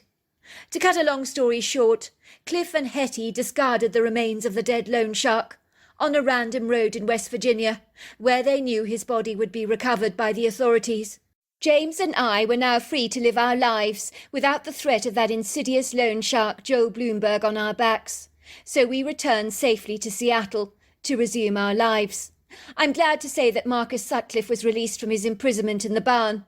He was able to attend his wife's 40th birthday, as the blonde man returned to his parents' barn to set him free, apologizing profusely for what he'd done, exclaiming that Joel Bloomberg had threatened his life, and he'd done what he'd done to save himself. But now he was free from the shackles of such an evil man. Marcus was no worse for wear, was unable to put down the gripping novel he was reading, even after he was released. It was some novel, I gather. Marcus chose not to report the incident to the police. He had empathy on the youth, who promised to change his ways. 2 months later I gave birth to a beautiful girl that I chose to call Sienna Rose, and both Cliff and Hetty are now her godparents, even though they're a lot older. But we keep in touch. I'm forever grateful to the Bigfoot Heath who saved my husband's skin that night. I know without a shadow of a doubt, without his intervention, my husband would surely be dead. I'm glad to say my husband has a deep aversion to all gambling nowadays, and he even refuses to play the lottery. So there you are. That's my story. Dear Sarah, and all your lovely listeners, when you're a student, money can be a big contentious issue in your life, unless you're fortunate enough to have wealthy, affluent parents who are generous in assisting you with your finances. Then you are indeed one of the lucky ones. My abstemious, puritanical parents were wealthy, but they weren't generous with their money. They were naturally frugal in every regard. The kind of people that watched every penny, always used coupons and special offers to buy their groceries when it wasn't necessary for them. But my parents loved saving, as every saving was a jackpot win to them. In a nutshell, they were quintessential cheapskates. In the same way that a person might get a rush from riding a roller coaster, my prudent parents got a buzz from saving money. My mother once bought 500 loo rolls because they were half price. She was literally orgasmic about her purchase, and I'm not joking either. "Oh my God, I can't believe it! I got these loo rolls at half price!" she said, purring in delight like an excitable cat, her voice raised in a jubilant high pitch. "They were half price! I've got 500 of them!" I would watch my father dashing out to his truck to have a look at the loo rolls in the trunk. I remember watching them through the kitchen window. My father's eyes widened with excitement as he gave my mother a high five. I'd never seen two people so enamoured and euphoric by a purchase of loo rolls. To a casual observer, they most certainly looked like two people who had won a lot of money from a day at the Derby. In their mind's eye, they most certainly had. My father eagerly raced into the house, his heart pounding excitedly, his fingers trembling with urgent anticipation, as he vigorously began to tap away at his calculator to work out the thrifty saving that he'd made from the purchase of loo rolls. "We've saved $8 on a pack of 24 loo rolls!" He began to jump up and down like an exuberant puppy. "We're saving an absolute fortune," he had chuckled. "We need to buy more. This saving is huge." Both my parents had dashed to the car in a heightened, excited frenzy, like rambunctious dogs that had been promised a spectacular walk, only to return with 1,000 more loo rolls. I mean, who does that? My parents, that's who. Those loo rolls took up a huge amount of space in our home, but my parents didn't care. They'd got a fantastic bargain, and at the end of the day, that was all that mattered. My mother once learnt of an illustrious bakery that threw out some of its perfectly good baked goods at the end of the day in a dumpster. She'd go dumpster diving in the evening, returning with a huge smile on her face, along with dirty smudges everywhere, and filthy jeans covered in unmentionable muck that smelt positively dicey. "Oh my God!" she explained. "Look, I got these chocolate brownies. You know, the ones with the caramel. Oh my word, they're so delicious, so tasty. Can you believe it? They actually threw these out. And I got those green macaroons. Nothing wrong with these at all. Completely free. Custard tarts. Oh my word. And pecan nut pie donuts. To think I didn't have to pay a penny for any of this." I found my parents' bizarre, incongruous behaviour, although endearing, somewhat embarrassing, especially in supermarket queues when they would hold up the entire line, searching for their coupons in purses and wallets. In those times, I would rather be anywhere else in the world than with my parents. "Wait a moment! Hold on there!" my mother would say. "I definitely got a coupon for peanut butter. I know I have. Just wait a moment." Sometimes she would empty out her entire bag on the counter, scrabbling through the lipstick, purse, makeup mirror, and all kinds of other odds and ends, in earnest hot pursuit for the coupon. "I know I've got it somewhere here. Oh, here it is. I found it," she would cry excitedly. "That's a $7 saving. $7. Invariably, someone at the back of the queue would say, "Get a move on, woman. We're all waiting. You're holding us up. Stop being so selfish." My parents were definitely the kind of people that would die leaving behind a sizable gold mine for their children, that they never got to enjoy themselves. But then maybe that's not really true. Maybe I'm wrong about that. For my parents got a thrill from saving money. That brought them immeasurable joy. So each to his own. After I'd left school, I wanted a year off for myself. I was fatigued from years of studying. I wanted a break. I was ambivalent, hemming and hawing in a quandary of what I actually wanted to do with my life. I needed some precious and valuable time to reflect on this perturbing question, rather than diving into the deep end and tackling a career path that was very wrong for me. I envied many of my unhesitant friends that did not vacillate like I did, but seemed resolute and unwavering in their aspirations for their lives, what degrees they needed to acquire, what path they needed to take. It would seem that they had diligently resolved and cemented their life paths like an assiduous builder, laying down firm, solid foundations for themselves that would not be susceptible to crumbling or falling apart. Most of them were going to the University of Colorado. For me, I was standing at the crossroads, looking at several forks in the road, not confident about travelling down any of them. My feet were hesitant, my mind changeable, temperamental, very fickle. Much like the changing seasons, my resolve unaffirmed. That was when my friend Sophia mentioned to me that her grandmother was going to Britain to stay with her sister for 6 months. She'd been asked to stay in her Gram's remote cabin, to look after her Jack Russell Terrier Maddie, who she claimed under no circumstances could ever be placed in kennels. It would make the dog far too distraught. She was very particular about her Jack Russell, and was desirous for her granddaughter to watch over the little dog. My overbearing mother is insistent. I should stay in the remote cabin in the middle of nowhere, she was telling me. I mean, can you believe it? She thinks I should take a whole year off. My grandmother has given me so much during my life, paying for all my extracurricular activities and school fees, so she feels I owe her big time. But look at me. I'm a social bunny. I love to party, to hang around with my friends. Can you imagine me sticking out a remote cabin for 6 months? I'll be tearing my hair out. I'll be bored out of my skull. But does my mother understand? Not a chance. She's laying down the pressure on me. She's already telling my Grams I'll do it. My Grammy is paying big bucks for me to stay there, but I don't want to do it. Well, what are you going to do? I'd asked, knowing from my own personal experience how persuasive forceful parents are inclined to be. It's very difficult to say no to them.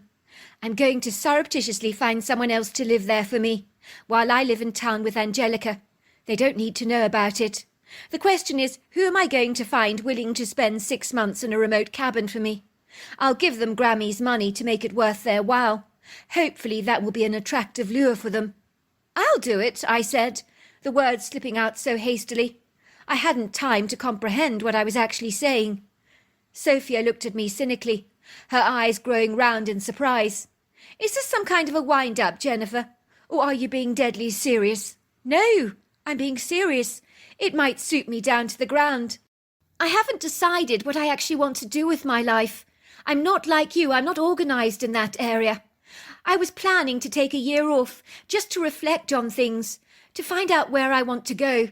I could do with the money as well, but a quiet place will give me a chance to meditate, to take stock, to make some wise decisions. I need time. I'm very indecisive.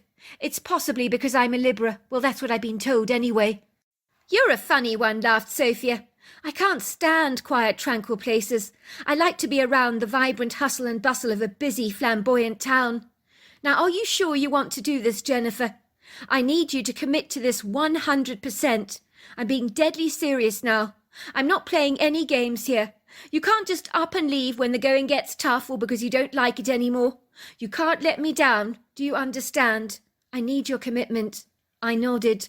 I won't up and leave. You can rely on me. I enjoy my own company. I appreciate the tranquility. But much like every city dweller, I do have 2 concerns. Running water that's hot, electricity, and Wi-Fi connections. Done. She has all of those, Sophia assured me. She's only 15 minutes from Boulder in Colorado. So it's a very efficient cabin. It's got everything you need. I wasn't sure that I was completely stark raving mad to be undertaking this crazy project of looking after a Jack Russell Terrier in a remote rustic cabin in a solitary place, but I had nothing better to do with my time. I couldn't face spending a year at home watching my parents get intoxicated over reduced prices in honey and oatmeal hair shampoo or in Tide washing detergent, so I made haste my escape, packing my bag, taking along with me my big fat black tabby called Chester for the ride. I loved having him around.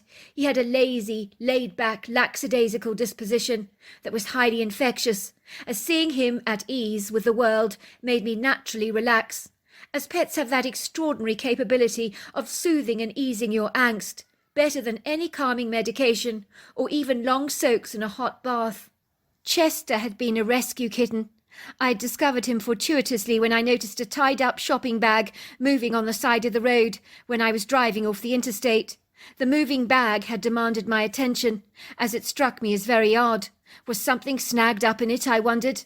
I pulled over the side of the road and opened the bag to find a frantic kitten caught up inside it. I was appalled that someone had tossed out the bag out of the truck window and left poor Chester to suffocate. I found Chester, and he found me.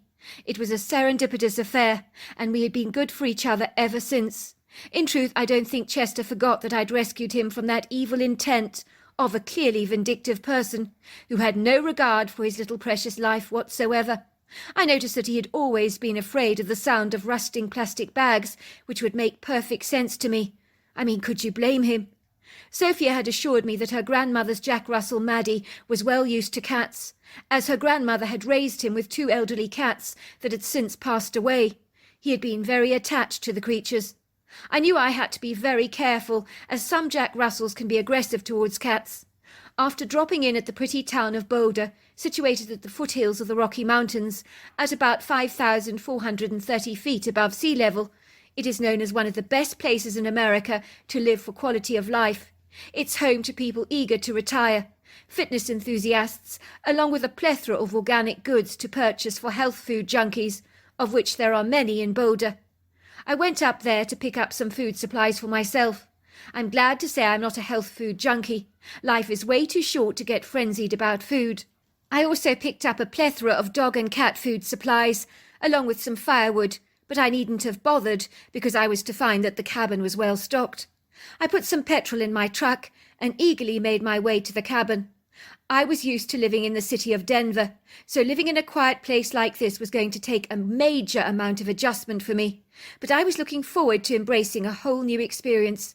It would be an adventure, one of which I approached wholeheartedly, with a fervent enthusiasm. In truth, I got hopelessly lost finding the place, even with my GPS, as it kept losing connection. But finally I found a small country road that led to an open cattle gate, with a sign that read Moonlight Ridge Country Cabin. I breathed a huge sigh of relief. I was finally here, thank goodness. I could hear Chester meowing in the cat basket in the back. Perhaps he sensed by the way I was driving we were nearing our destination. The road to the cabin was an obstacle course in itself, very wobbly, as rocks were scattered precariously over the dirt road. I was jolting all over the place on my approach, but as I neared the cabin I audibly gasped. It was breathtakingly beautiful. I could actually get why someone would want to live in a remote place like this. The endearing rustic cabin was made from old timber beams, very ancient. This wasn't a new cabin, which added to its charm and nostalgic appeal. It was steeped in history, as every timber beam had soaked up the vibrant energy of people from bygone times, when a horse and cart would have been the only mode of transportation. Fortunately, it had been fitted with electricity. There was a bathroom addition to the rear, so that the old outhouse that had once been a separate toilet was being used for firewood storage. The cabin seamlessly blended into the environment, as if it belonged to the valley, like every tree, every blade of grass, every flower in the meadow. It had been built on a white gravel clearing, where a few terracotta plant pots had been bountifully filled with colourful, showy, flowery displays of pink, purple and red geraniums, purple petunias and blue lobelia. Beyond the gravel was a long ribbon of neatly mown grass, hemmed in by a pristinely manicured hedge. But beyond its outer borders and perimeters was a natural flowery meadow, bespeckled with wild flowers of every colour and variety, that swayed so graciously in the wind. There were occasional rocky outcrops, along with a plethora of trees that on the right-hand side sprawled out into a vast wood grove. In the furthest distance you could see the distinguished rise and fall of the commanding mountains that surrendered themselves under the cobalt blue sky, rather like portly men with sizable girths, that were so gargantuan they couldn't move a muscle, so stood perfectly still, basking in the glorious bright congenial sunshine of a new day. I parked my truck on the gravel driveway. As soon as I made my way to the cabin door, I could hear the delighted yelps of the terrier, who welcomed me profusely. Maddie immediately sensed Chester there in the cat box. She became very excited and enamoured. I was initially apprehensive about the two animals' interaction together, but I shouldn't have been worried at all. They bonded instantaneously. It seemed Maddie was rather smitten and in awe of Chester. She seemed to have a huge, remarkable respect for cats, which is unusual for Jack Russell Terriers, but in her case she had grown up with cats. For the first weeks things were uneventful in the cabin. I blended irreproachably into my new life, learning a lot about myself in the process. I realised I relished my own company, along with being up close and personal to the natural world. I was seemingly enchanted by the bird life, butterflies, squirrels, deer, and bedazzling views. I had been getting up reasonably early every morning, going for long leisurely walks in the wood grove, accompanied by the very excitable little Maddie, who smelt every blade of grass, every fern, every briar, with a joyous gusto, lifting up her leg to anoint every available tree trunk with her fragrant doggy spray, to tell all and sundry that were interested that Maddie had been there. It was at night, when I was seated in front of the television set with my remote control, that I did become increasingly nervous and on edge. I was mindfully aware that I was all on my own. But then that did not matter, did it? I mean, this wasn't a city with gangland shootings and drunken brawls. This was the countryside. All that was out there was mountain lions, coyotes and foxes that would likely give the cabin a wide berth. I managed to successfully talk myself into a state of calm, with Maddie sleeping peacefully by my feet, while Chester curled up on my lap. That was when I heard the ominous sound of pebbles outside the cabin, being crunched beneath heavy bipedal feet. It sounded like a human being was walking around the cabin, and whoever they were had substantial footfall. It didn't sound as if they were an animal out there. They could only be human with a guileful intent, I thought. The horrifying revelation hit me like a brick to the head. I could sense and feel danger. The hairs on the back of my neck were prickling and standing on edge. Maddie began to growl. I pushed Chester off my lap, creeping ever so slowly and quietly towards the window. I stealthily pulled back the curtain to look out of the glass pane. Something obscure was standing there, staring in at me with a bright red eye shine, at about 8 foot off the ground. The silhouette was portentous, so terrifying. I let out a huge, terrified scream. Then this creature, whatever it was, made haste to escape. I could see its dense, tenebrous silhouette running away. Whatever it was very sizable. I immediately dialed the police in Boulder. "Please come at once. There's been an intruder on the property." I had been assured that they would be along shortly. When the familiar police truck with its flashing blue light pulled up to the driveway, I was never more relieved. An officer climbed out of the truck, slamming the door behind him, and surveying the night with his discerning eyes, with the keenness of an owl. Then I heard the knock at my door. I opened it quickly, audibly sighing in relief. Something was here a moment ago, officer. I don't know exactly what it was, but it was looking in at me. It was huge, very, very big. It ran away. It looked human. It had a menacing red eye shine." "I'm Officer Terence Scott. I'm pleased to make your acquaintance. And you are?" "My name's Katrina Hilton," I told him. "I'm staying here in Mrs. Dottie Penbrook's cabin, while she's away in England with her sister for 6 months. "I see, so you're a city girl, then?" "That's right. I'm from Denver." "I thought as much. You looked like a city girl. So you're staying out here all on your own, are you?" he said, stroking his moustache reflectively. "I ask you, is that a very good idea?" "Isn't it safer here than the city?" I protested. "Of course it's safer than the city," said Officer Scott. "But what you must appreciate is that the country is very different to the city. You can hear sounds at night that might just scare you, simply because you're not used to them.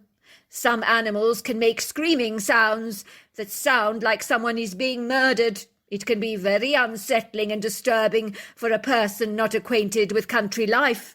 You may have heard an animal last night or even tonight. The thing that you thought you saw, it might have been a fox or a raccoon just loitering around. It's easy to make your imagination play tricks on you. At night, lots of animals give an eye shine that seems very intimidating, but it's to do with their night vision capabilities." "No, officer, you don't understand. It was looking in at me, whatever it was, standing on 2 feet. It was very big, with red eyes. It stared at me through the window, then it ran away." The officer raised his brow quizzically. "I do have to ask you this, ma'am, so please don't take any offence by it. But have you been drinking tonight, or taking any recreational narcotics?" "Absolutely not, officer. I'm not delusional. I know what I saw.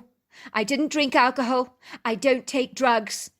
I could see Officer Scott looking at me with a measure of scepticism. He had seen city girls like me before, with the propensity to overreact. I assume he thought I'd mistaken the humanoid form I'd discerned as an animal, highly exaggerating its size, but I knew what I'd seen.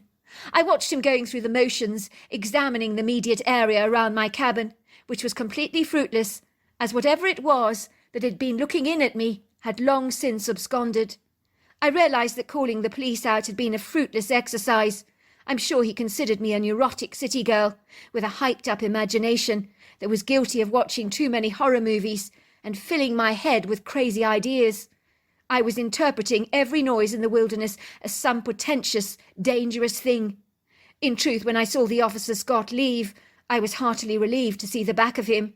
Instead of offering me a measure of reassurance, he'd made me feel like a naive, bundling idiot who had lost leave of my senses and was a silly little girl crying wolf. Granted, I did not know much about the country, nor the strange sounds of the night beyond the chorus of crickets and frogs, but I wasn't a complete dithering fool. I knew I'd seen something that had been standing on 2 feet, but now my sense of reason had been vacuum-suctioned away by the officer's sagacious sense of reason, and probable rational explanations that he offered up to me, to explain away the strange curious noises I'd heard, along with the menacing red eye-shine that had looked in at me. Indeed, he was so masterfully persuasive that I was seriously beginning to doubt myself. Maybe he was right after all. Maybe it was an animal that I'd seen. It could have been a black bear, standing up on its hind legs, I told myself, even though I had vividly remembered the human-like face that had looked in at me. But I deleted those vivid memories from my mind. Maybe it was my way of settling my frayed nerves, calming myself down. I decided that in the light of the new morning the following day I would almost certainly do some exploring to try and find some much-needed answers for myself. The very next day I arose early and went investigating the woodgrove curiously with Maddie at my side leading the way, with a wagging, very expressive tail in its appreciation of the woods. It was evident that this little rambunctious ball of energy knew her way around the woodgrove terribly well. She was having an exuberant time, putting her nose in everything, savouring the cocktail of rich smells she encountered along the way. It did give me pause for thought, as I contemplated what it must be like to zealously explore the world through your nose. The vast array of varying scents, from the floral to the woody, to the acidic markers from animals. What little Maddie was smelling was telling a story. Maddie definitely knew it all, but I was very limited, confined to my meagre, insubstantial eyesight, to only what I could physically see with my eyes. Having said that, what I was beholding did not feel restricted at all, as the woodgrove was spectacular. I was transfixed by the mesmerising beauty of the trees, so tall, so proud, so statuesque, like graceful dancers that rose up graciously into the sky, covered in bountiful boughs of verdant needles. Then there was the forest earthen floor, dappled with beguiling lacy ferns, pretty green shrubbery, as well as a plethora of velvety green moss. The trees congregated together tightly, but with a bounteous amount of space between them. I was able to enjoy walking through them, shaded by the fabulous canopy above my head, that allowed faint slivers of glorious sunbeams to twinkle brightly through the branches, to swathe the floor with soft infusions of beguiling light that was gentle and ethereal. The forest was blissfully alive, vibrant, animated, fully engaged with tuneful bird-song. But although I could hear the birds and the trees, I didn't see them. As I was trekking through the grove, the music of the forest receded, as if someone had switched off the background noise very suddenly. Then I noticed little Maddie darting towards me. She dived between my legs to take cover, as if she was terribly afraid of something. If you're well acquainted with Jack Russell Terriers, you will know their natural demeanour is to be a fearless furball. But Maddie was cowering under my legs, behaving in a way that was very unsettling, very distressing. I knew at once that something had seriously troubled her, but what it was, I couldn't imagine. That was when shivers started pulsating down my spine like bright sparks of vibrant electricity, as if every cell of my body was being physically jolted, stunned and shocked. I was overwhelmed with this incredible sense of knowing I was being watched. I could feel an inauspicious, sizable presence around me. I felt certain that a predator was in my midst. Was it a bear? A mountain lion? A coyote, I wondered. I reached out for a stick as a rather clumsy form of protection, I know, but it symbolised safety for me.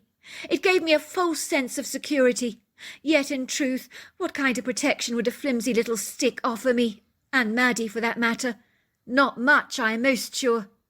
My anxious eyes surveyed every area of the woods gingerly, looking for any signs of movement, but I saw nothing. Yet I could feel a portentous presence around me the whole time. It was as if eyes were drilling into me like a woodpecker digging into a tree trunk. Maddie continued to remain locked in a fearful repose, her dark eyes fixed on a particular spot. So I focused in the same direction where she was looking, but I saw nothing. "Come, Maddie, let's go," I said. That was when I saw some needles on a ponderosa pine tree swaggering, but there was no wind. So why were the branches moving, I wondered. It must be a squirrel, I thought, but then the branches of another tree began to swagger and shake. I became fearful. I turned around to run with Maddie trailing behind me. She was very clingy, making a fearful whimpering sound. The little Jack Russell was absolutely petrified, affirming my very worst fears, that something was definitely there, and whatever it was, it had to be dangerous. I was certain of that. As I was running, I could hear those footsteps behind me, but these footsteps were definitely bipedal, but they were heavy and very weighty. I stopped for a moment, and whoever and whatever was following me stopped at the same time. But then my attention was directed elsewhere. My blood grew icy cold, as lying across the forest floor was a deceased man.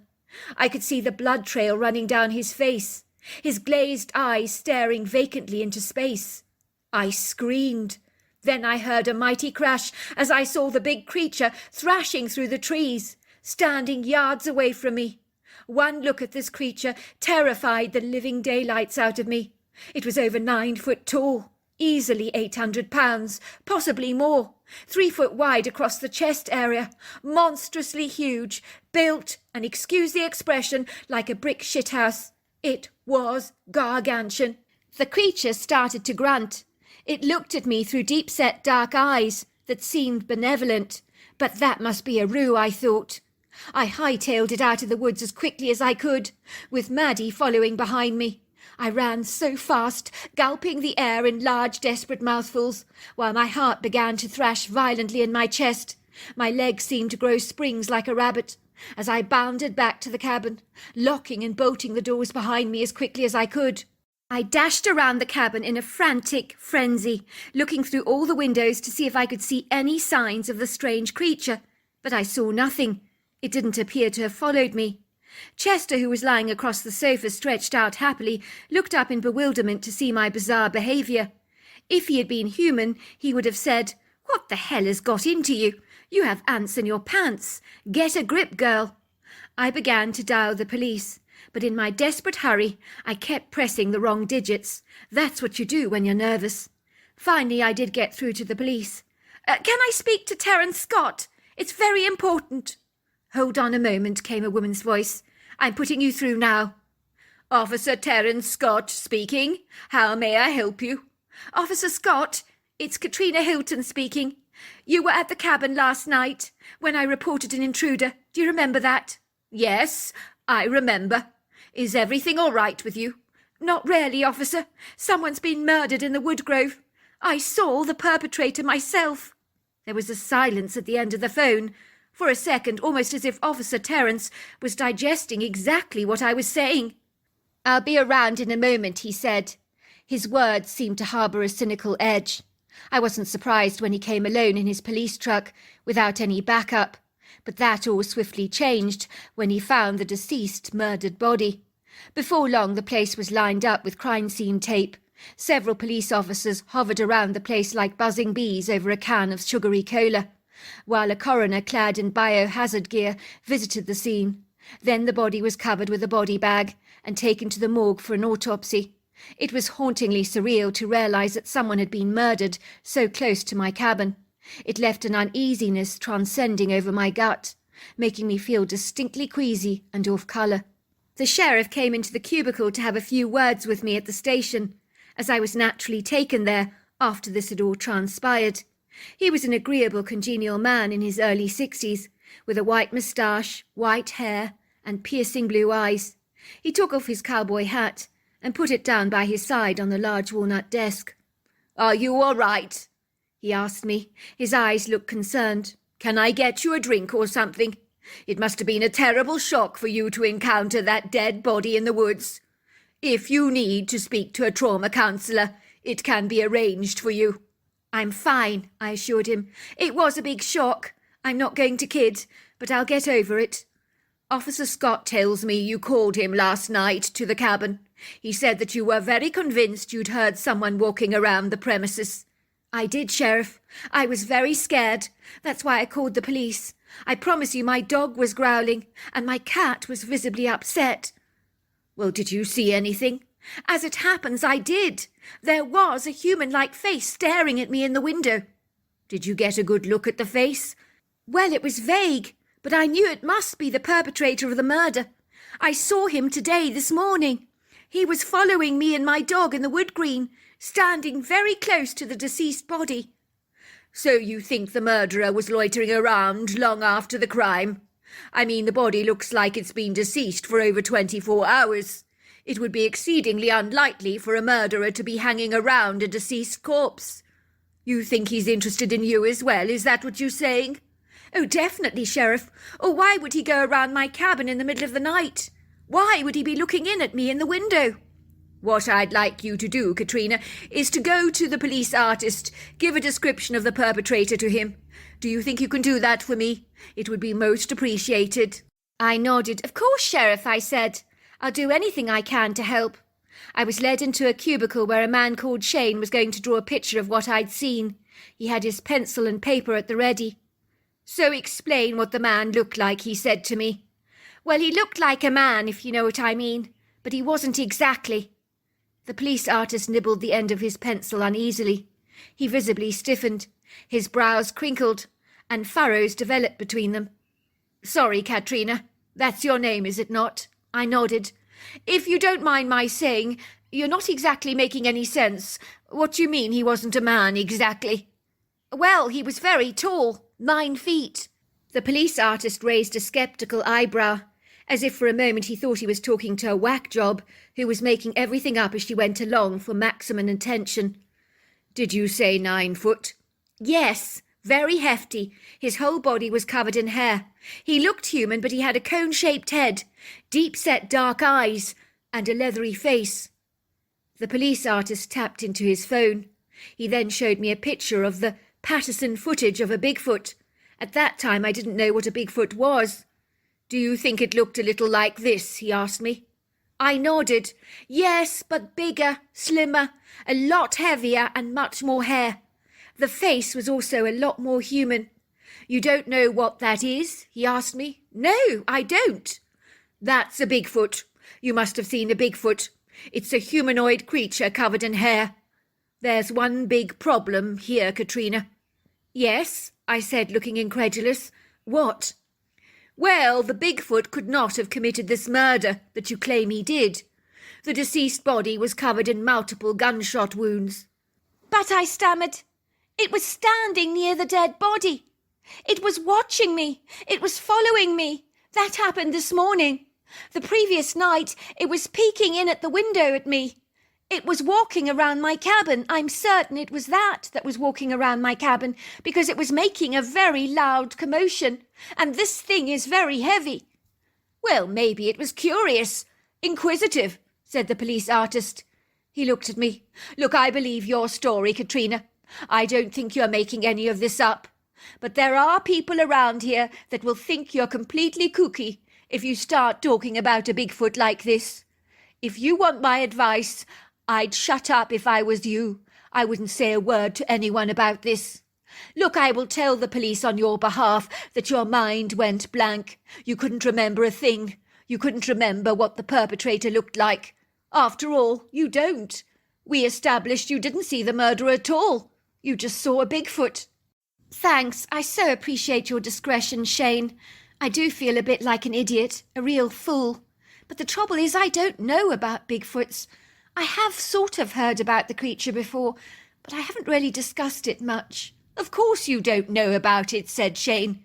Living in a city means you're not exposed to discussions about Bigfoot.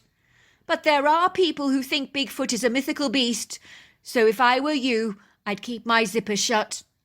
When I arrived back at the cabin, I wasn't sure how safe I felt, knowing that a man had been shot in the woods, and there was a Bigfoot loitering around. I was in two minds of what I should do. I had given my solemn word to Sophia that I would stay at the log cabin for 6 months, but surely these were exceptional, extenuating circumstances, considering a dead body had been found in the woodgrove that wasn't very far from the cabin.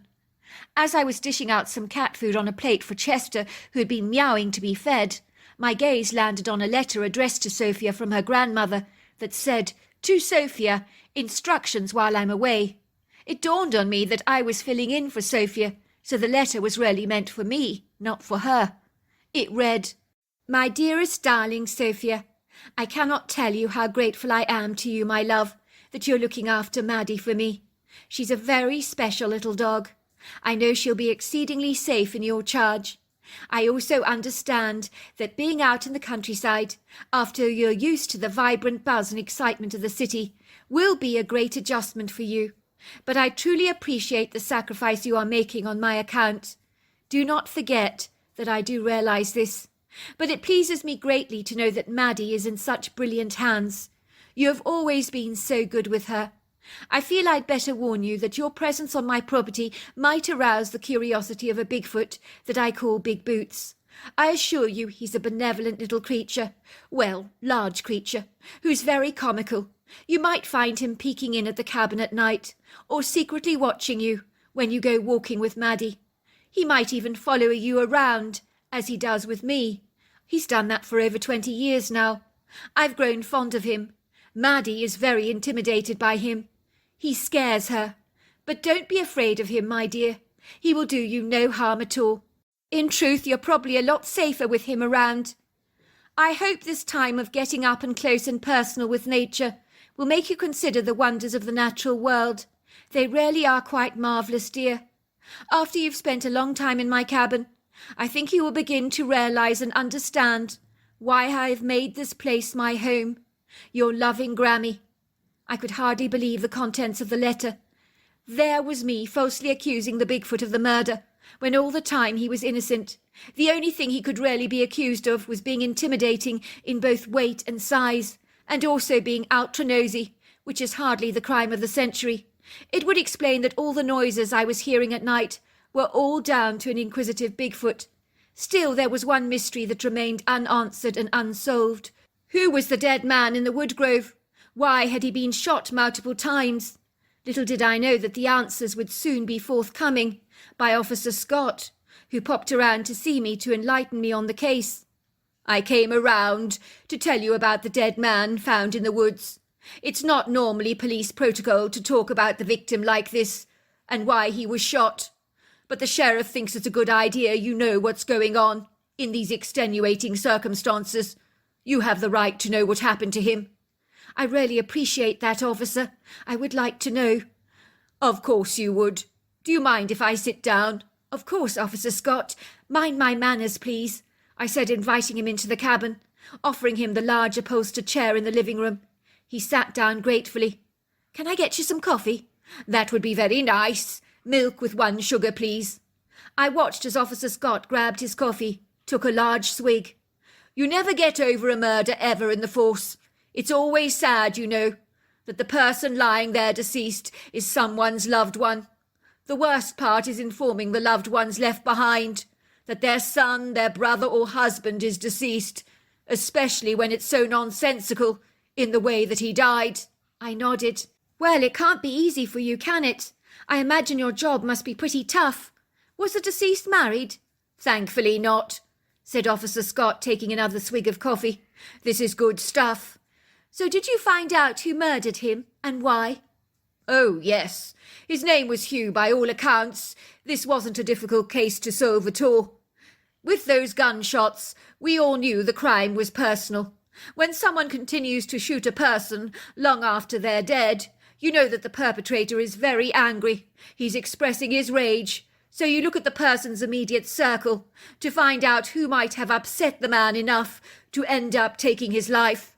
It's not too hard to find answers, to pick up guilty body language. The moment I met Hugh's best friend, he was so distraught. I suspected him at once of the murder. He wasn't behaving right. When we brought him in for questioning, he was a nervous wreck, twitching anxiously. His leg was constantly thumping up and down under the chair. He tried desperately to avoid direct eye contact with any of us. We knew immediately he was hiding something, so we had to get him to talk. We won over his trust, gave him donuts and Coca-Cola. Finally, he buckled under the intense scrutiny, confessed to the crime, admitted to shooting his best friend several times in a moment of incandescent rage that had accumulated over a day or so. Of course, in the aftermath of the tragedy, he was exceedingly remorseful, rarely regrets what he's done, because by all accounts he's lost a very good friend. But what could be so bad that he would kill his friend like that? The perpetrator's name is Rupert. He shot his friend over a lottery ticket, would you believe? He got his friend Hugh to purchase his regular ticket with the usual numbers on the payslip.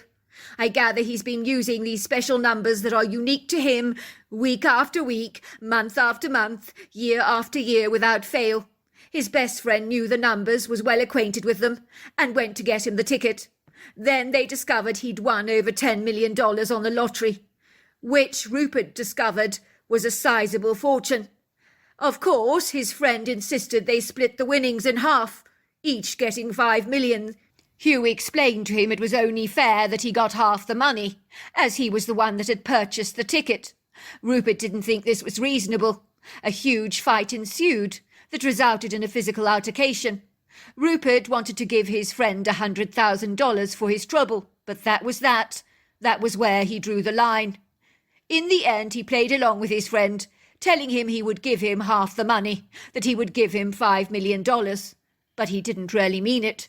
He suggested they take a walk on an unused hiking trail, which was here on the property, to discuss the $5 million that they were each going to get. He happened to know the place very well, that woodgrove. It was a ruse so he could shoot his friend, as he had no intention of giving him a single penny. I gasped. That's terrible. The love of money can do the strangest things to people, and the nicest people too. But I do know what it's like. My parents have a quirky relationship with money themselves. They get excited over any savings they make, even though they have a sizable bank account. Officer Scott laughed. Money can be the root of all evil, if greed's involved. It can make people do outrageous things. I'm sure now that I've told you what happened, you'll feel a lot safer out here, knowing that no one is loitering in the woods, and that the perpetrator has been arrested. Thanks for telling me, officer. I really appreciate it. Needless to say, I did stay on in the cabin for the required length of time, and was regularly shadowed by Boots the Bigfoot, who would often peek in at me through the window. I would get random sightings of him, but he always remained in the shadows. But I knew in the end that he was indeed a benign, benevolent fellow. So there you are. That's my story. Dear Sarah, and all your lovely listeners, it had only been 2 weekends ago when I'd watched over my little nephew playing with his Lego blocks, and then his stunning little building came crashing down as every single Lego block came tumbling to the ground in a dishevelled heap. His whole little creation had fallen apart. He began to howl with disappointment, the tears pouring down his desperately sad cheeks. It's broken, he cried. The house I made is broken. I gathered him into my arms reassuringly. It's all right, Monty. It's not the end of the world. You can build another one, just as good as the first one. He looked at me through wide, earnest eyes and tear-stained cheeks. But Auntie Lisa, you don't understand. I like this one the way it was. I can never get it the same again. I looked at my adorable nephew and smiled. Of course you can, I said encouragingly. You can begin again. Your new creation will be better than the last one. I can promise you of that. Little did I realise how symbolic those shattered Lego blocks would become in my own life. It would seem in a matter of days the very same thing had happened to me, as my life came crashing down like a house that had been demolished. Now I was tormented with exactly the same words that I'd spoken to my nephew 2 weeks prior. You can begin again. Your new creation can be better than last time. What an idiot I was, as I knew with a profound certainty that it would never really be that easy, as the emotional scars can leave an indelible imprint on your life that isn't easy to wash away by any manner of means. I was staring at my life with the same feeling of hopeless despondency that my nephew had experienced when he'd been staring so despairingly at his Lego blocks. Was this the universe's way of making me eat my own words? If it was, it wasn't funny. I wasn't laughing. Who knew that life could be so heartless, so cruel, so unkind? The first brick to come tumbling down from my building was my boyfriend Adam, who told me that we needed to talk. It was those inauspicious, ominous words that literally had resounded alarm bells ringing in my head. He stood there in the kitchen, refusing to look directly at me, his eyes remaining fixated on the floor, as though something on the ground was a source of great fascination and intrigue to him. My heart began thundering violently in my chest, and the unfavourable, pretentious burning pit in my stomach was beginning to do somersaults. I could sense what was coming up, but I never knew it would be so brutal, that it would hit me so violently hard in the face like a brick. "I'd like you to leave my apartment," he promptly stated. "I'd like you to leave right now." "But I don't understand." "I like you, Lisa. I rarely do. But I have fallen for someone else. It's not easy to tell you this, nor to lead you on, but I have to be very honest. I know things have been good between us, but there is no spark left anymore." I felt as if someone had dumped an ice-cold bucket of water on my head. I didn't have to ask Adam who he'd fallen for. I already knew the answer to that question. I had been an unfortunate witness to his amorous glances at a young woman at a friend's barbecue over the weekend. I'd felt sick to my stomach, as I'd seen Adam stealing sideways impassioned glances at her the entire afternoon. He could not have made it more obvious if he'd even tried. I'd seen my friends giving me pitiful, sympathetic looks, as though they felt sorry for me, as my boyfriend was not subtle in his hankering after another woman. He was positively drooling over her like a dog over a bone. It had been embarrassing, humiliating. I'd found it desperately unsettling. I knew he fancied this woman, but I never expected to be thrown to the curb like this, in such a despicable, cold-blooded way, like a half-drowned kitten, being tossed, repudiated and scrapped, replaced for something infinitely better. I couldn't understand the attraction, as by all accounts she was a mousy, rather drab-looking woman, with no arresting features to set her apart, nothing so special about her that would stand out to me as particularly beautiful. In truth, without wishing to sound self-appraising or conceited, I considered myself to be infinitely more attractive than she was. But then beauty is in the eye of the beholder, isn't it?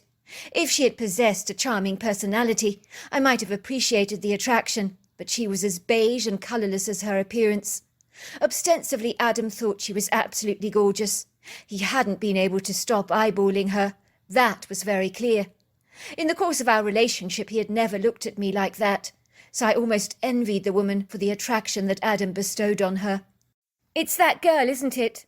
The one with the brown hair. What's her name? Sally. The one that was at the barbecue this weekend." Adam looked at me in bewilderment. "How do you know?" he stammered. "I guessed," I said soberly. "Everyone at the barbecue knew you had the hots for her. You made it pretty obvious." I felt so humiliated, pathetic, inconspicuous, small, as I gathered my belongings together. It was as if the headmistress at the local school had caught me misbehaving and had expelled me. I could sense I was no longer wanted. I was surplus to requirements. My boyfriend was champing at the bit to get rid of me. I could feel it. The sooner the better as far as he was concerned. He couldn't wait to move the new model in, to replace the old, well-used edition. It was such a hostile, uncongenial feeling. It really plundered my self-esteem and my self-confidence, making me feel as if I'd been run over by a 10-ton truck, or flattened to the ground like a pancake. My emotions felt raw, my eyes filled with tears. I'd really loved Adam, but the fact that he had fallen for someone else made me feel sick to the stomach. It was churning violently. I wondered if he'd been seeing the Sally behind my back. I was almost certain he had, but I couldn't be sure. "I'm sorry, Lisa," he said, distancing himself from me, keeping me at arm's length to avoid any intimate contact, as if I was afflicted with a reprehensible, contagious, deadly disease all of a sudden. He opened the door to let me out. "I hope we can remain friends, Lisa," he said. His words couldn't have sounded more insincere. I could feel his eyes pinned on me, as he watched me walking that walk of shame down his driveway, climbing into the Uber taxi that was waiting for me, that he'd called to pick me up. I gave the taxi driver my home address, and then I burst into tears. "Are you all right, love?" asked the taxi driver. "If it's him you're crying about, I wouldn't bother. He looks like a cold fish to me. If you ask me, love, you've had a lucky escape." "But I loved him. I thought we had a future together." The taxi driver chuckled. "When you get to my age, young lady, you learn the true meaning of love. And it's not being treated like the way he's treated you." He told me he's in love with another girl. The girl he met at the barbecue over the weekend. "Is that so? He's a fast worker, isn't he?" said the taxi driver. "I think you can rest assured, young lady, that he's got a lot of growing up to do, and you don't want to be around for that." He was probably right. Although the taxi driver's words offered me a measure of comfort, I felt terribly alone, hurt and lost, rejected. I made my way back to my parents' home, with my tail between my legs. My childhood residence was a semi-detached home in Lower Manhattan. I could tell my mother was not pleased I was moving back into the house. Her expression revealed her distinct displeasure at my unexpected arrival. On the plus side, my father was delighted I was moving back in, but my mother didn't share his optimistic outlook. "What are you doing back home, sweetheart?" she had said. "I've got nowhere to go," I'd said. "Adam ended things with me." "Oh dear, I am sorry to hear that," said my mother, giving me a stiff hug that couldn't have been more insincere, as there was no warmth in her welcome. I could sense she didn't want me back home. "You're 30 years old, dear," said my mother. "Isn't it time you got a place of your own? You shouldn't be living with your parents." "Don't worry, Mum," I said. "I won't be under your feet for very long, I can promise you of that." "Don't be ridiculous, Claudia," said my father, throwing my mother dagger-like looks. "Lisa can stay with us as long as she wants. She's always welcome here. She's our daughter, for goodness sake. This is her home, and it always shall be that." "She needs to learn," said my mother pointedly, "that she's far too old to be relying on her parents for everything. Look at Mark and Robert. They have successful jobs and homes of their own, and they're not even 30 yet." It was typical. All my life my mother had compared me to my two younger brothers, who were computer whiz kids and had made it big for themselves from a very young age.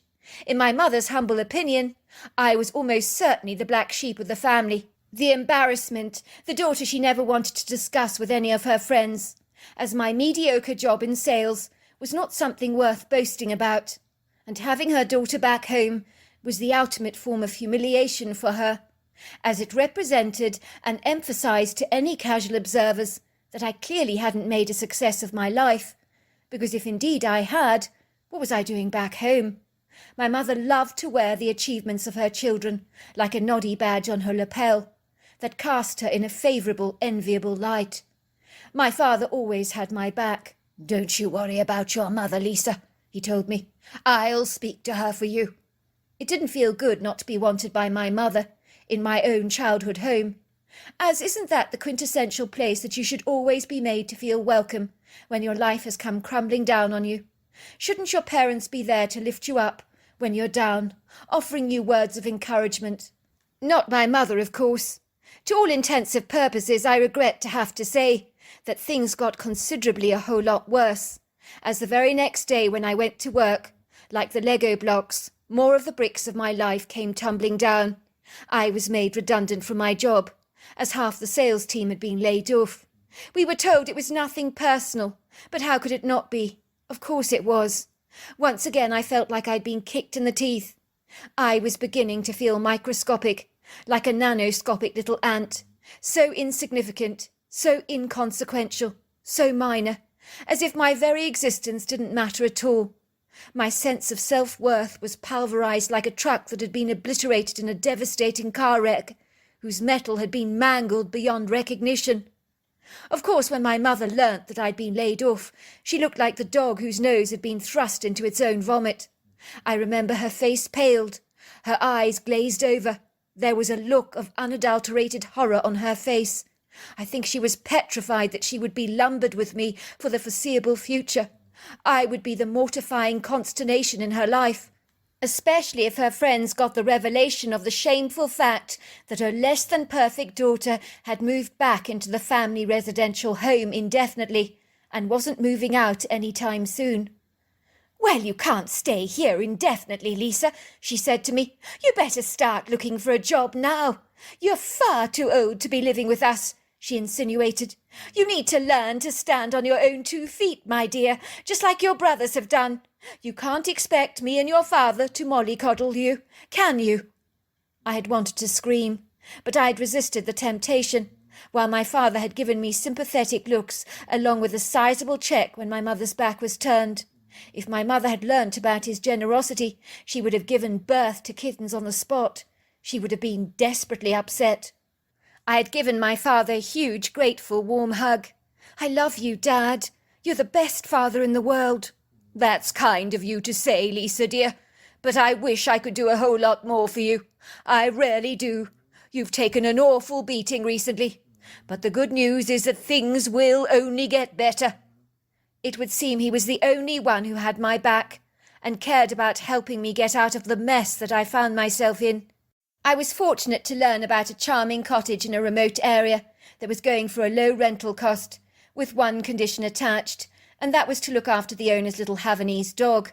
She was going overseas for 6 months to stay with her ailing father. It seemed like this was the quintessential opportunity that I would be crazy to miss. I had decided I would take an online course to gain some extra skills to advance my career. Why not live somewhere in the countryside in the meanwhile? It would be so much more preferable than living in a stuffy apartment block that would cost me an arm and a leg to rent. The isolated remote cottage really was in the middle of nowhere, situated on the edge of an old logging road, built in the middle of a flowering meadow, with breathtaking awesome distant views of the rising mountains that dappled the furthest horizon in soft greens at the base and blues and purple hues at its highest elevations. All this under a dazzling blue cobalt sky. At the end of the pretty flowering meadow was a dense woodland area that consisted of towering ponderosa pine trees, along with a plethora of hiking trails that were no longer in use. To be fair, the nearest town was about 20 minutes away, but even so it felt incredibly isolated. The cute little sumptuous dwelling oozed character like a dreamy chocolate eclair, and old-world charm like an American old-fashioned apple pie. It was whitewashed, built masterfully from brick and stone, with sash windows, pale blue shutters, and a central front door. The rear of the cottage was warmly hugged, generously embraced by a wraparound porch that overlooked a silvery pond, where weeping willows brushed their verdant boughs over the water's edge, and where a plethora of wild animals would regularly congregate in the late evening for a much-needed drink. My truck had almost missed the narrow turn off to Fairfield Cottage, as the little dirt road had been very obscure.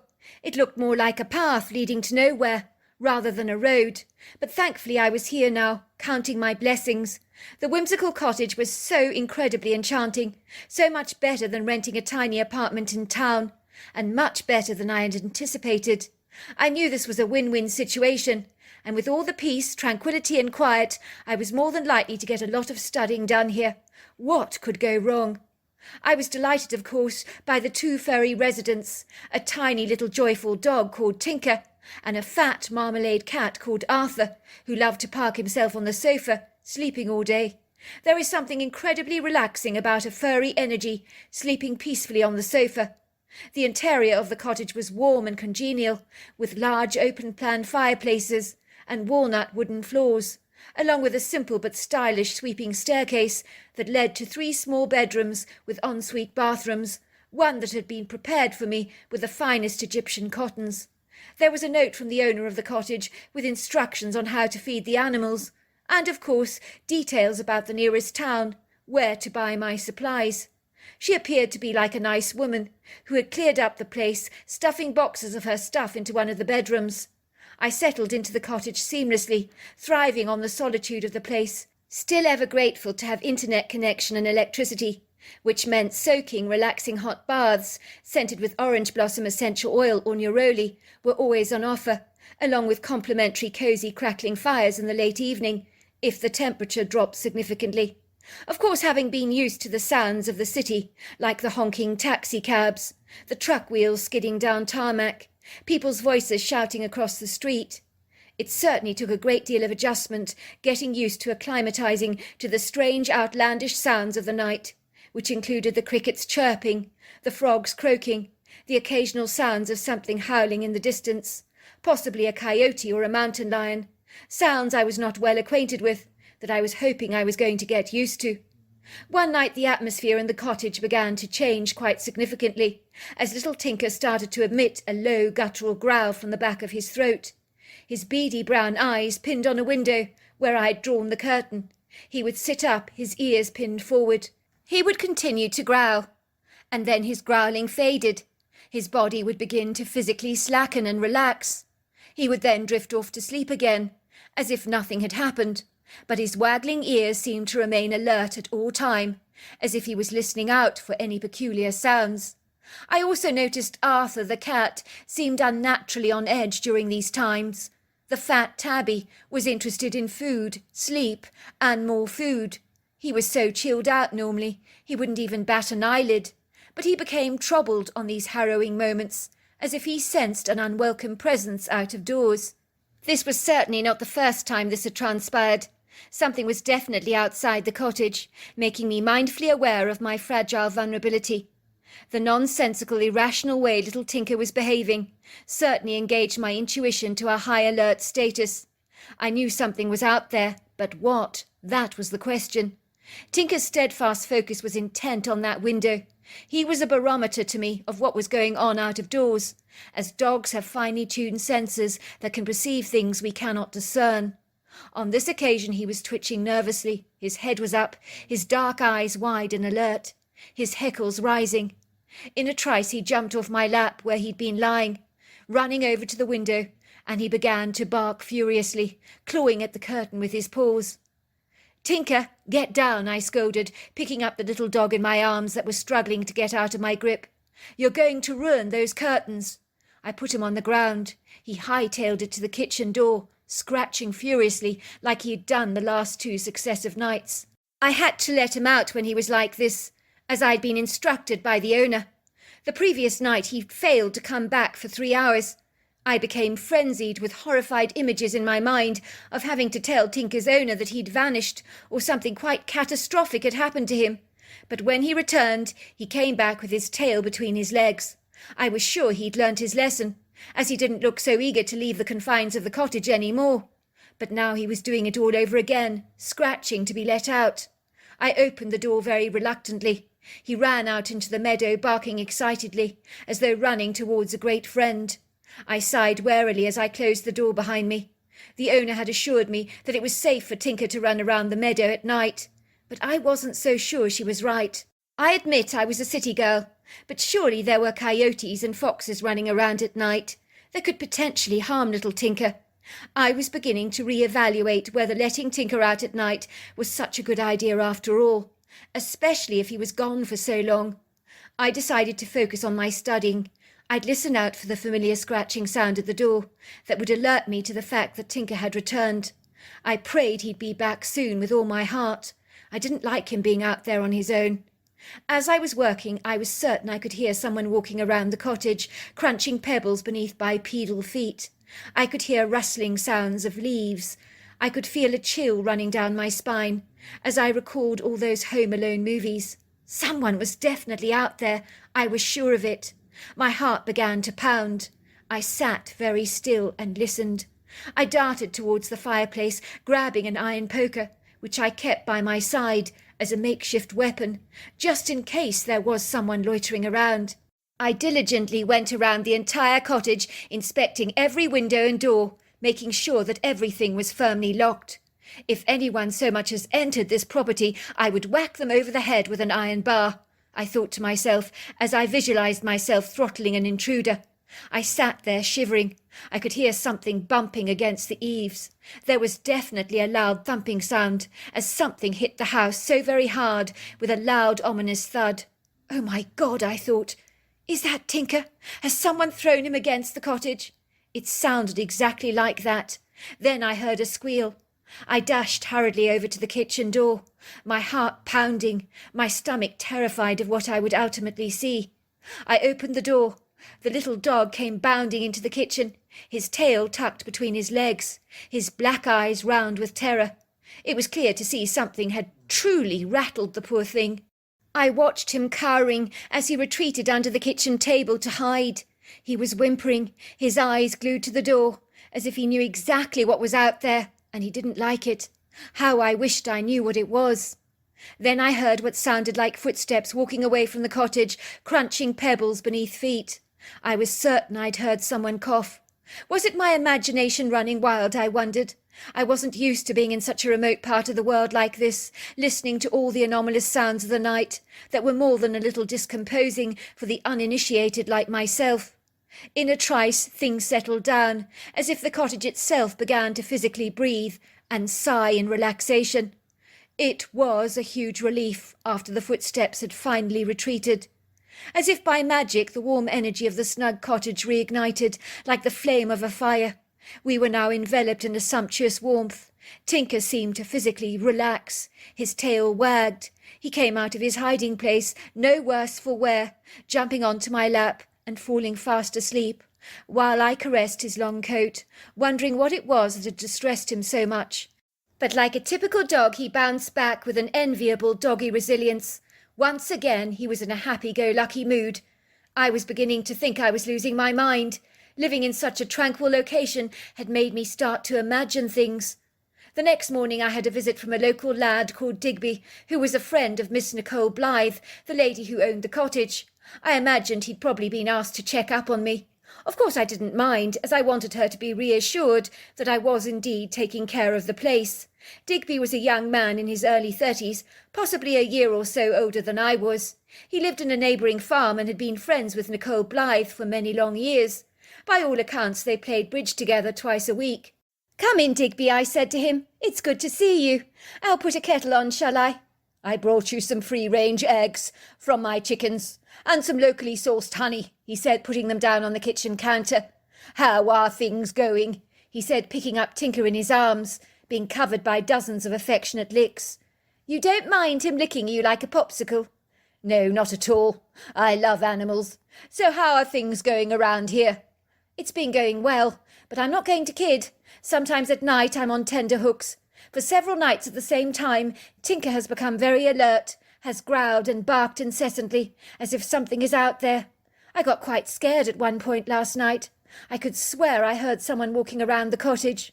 "Are you sure it wasn't an animal? A raccoon, perhaps? Maybe a fox?" "It definitely wasn't. It sounded bipedal.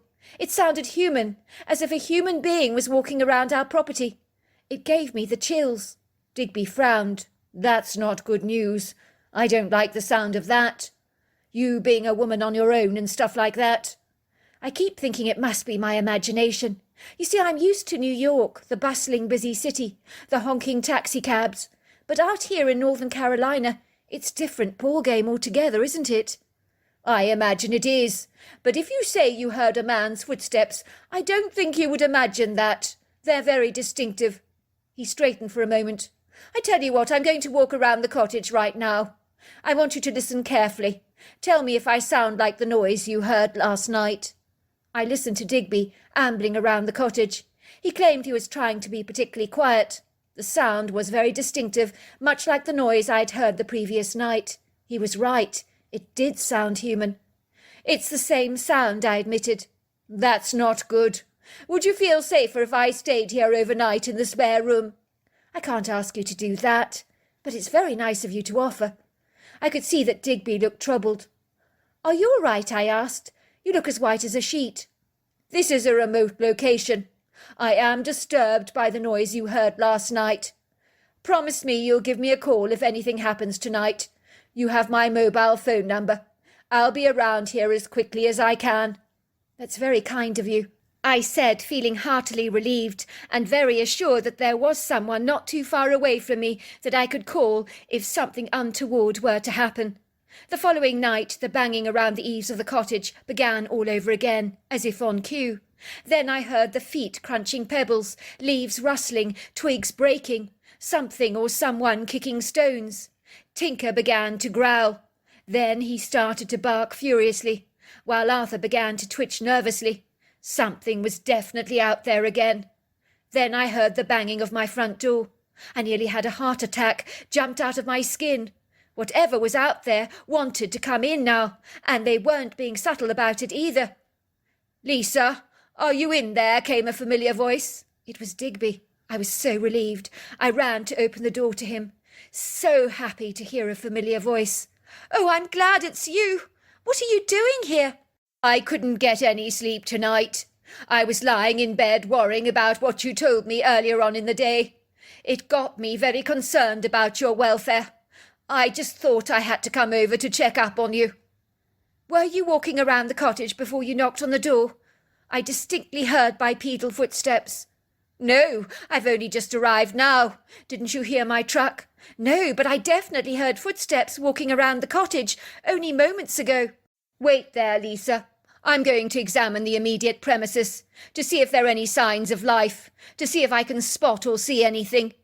"No, I'm coming with you. Don't leave me on my own." So with headlamps on our heads, we ventured out into the meadow, while Digby used his flashlight to light up any shadowy obscure areas that were shrouded by darkness, having audaciously escaped the prisms of moonlight that dappled the valley in a soft, gentle glow. The first port of call was the pond, of course, but there was no sign of activity anywhere, not even a deer having a drink, until we heard a blood-curdling scream coming from the woodgrove. That got our attention. The scream sounded human. What the hell was that? Digby and I looked at each other in alarm. Someone's in trouble. We ran towards the woodgrove, uncertain of what we would find, driven by our incessant need to help this person who was clearly in perilous trouble. It sounded like they were being murdered, or as if their life was in danger, maliciously being expunged from them. It was instinctive to help this individual. In that moment, neither Digby or myself considered our own safety. I'd never been in the woodgrove before during the day, let alone at night. I was unfamiliar with the area. I had been intending to explore it, but my studies had been piling up, especially after a few harrowing nights when my focus had been directed towards the noises outside my door. It was a dark, tenebrous night, with a scattering of silvery stars and a bright crescent moon. I wish I knew how to put it into words, but it felt as if something was seriously off. The trees themselves clustered together, tall and proud in bushy groups, looking like armed bandits conspiring against us in haughty whispers. Their tall, dense silhouettes seemed dark and menacing, and every time their needled boughs swayed in the twilight, it looked ominously like something shadowy was moving by stealth through the trees. On this evening I'd become like little Tinker, who was not happy to be confined to the cottage. My senses were heightened. I felt as if I was alert to every single sound in the woodgrove. Digby and I cautiously made our way through the trees. Then we heard the screams again. The sound was getting very close. "Do it, bro!" I heard a commanding voice saying, "Go on, you know you can. I'm losing my patience with you." Then the screaming started all over again. Amidst the screams I heard an audible cry for help. "Help me! Someone! Is somebody out there? Can someone help me?" We moved closer, taking cover behind a tree, watching a haunting scene unfold before our eyes, as if we were observing a sinister movie. There was one man tied to a tree with a rope around his middle, and two redneck brothers, one whom was clearly unhinged, based on the conversation we heard. It appeared he wanted his brother to put a bullet into the head of the man he had abducted, and all this over a woman that his brother was attracted to. It appeared that the man being tied up was the young woman's boyfriend. "Do it, bro," came the commanding voice. "I don't want to. I can't. It's not right. It's morally wrong. Oh, don't be ridiculous, Harper.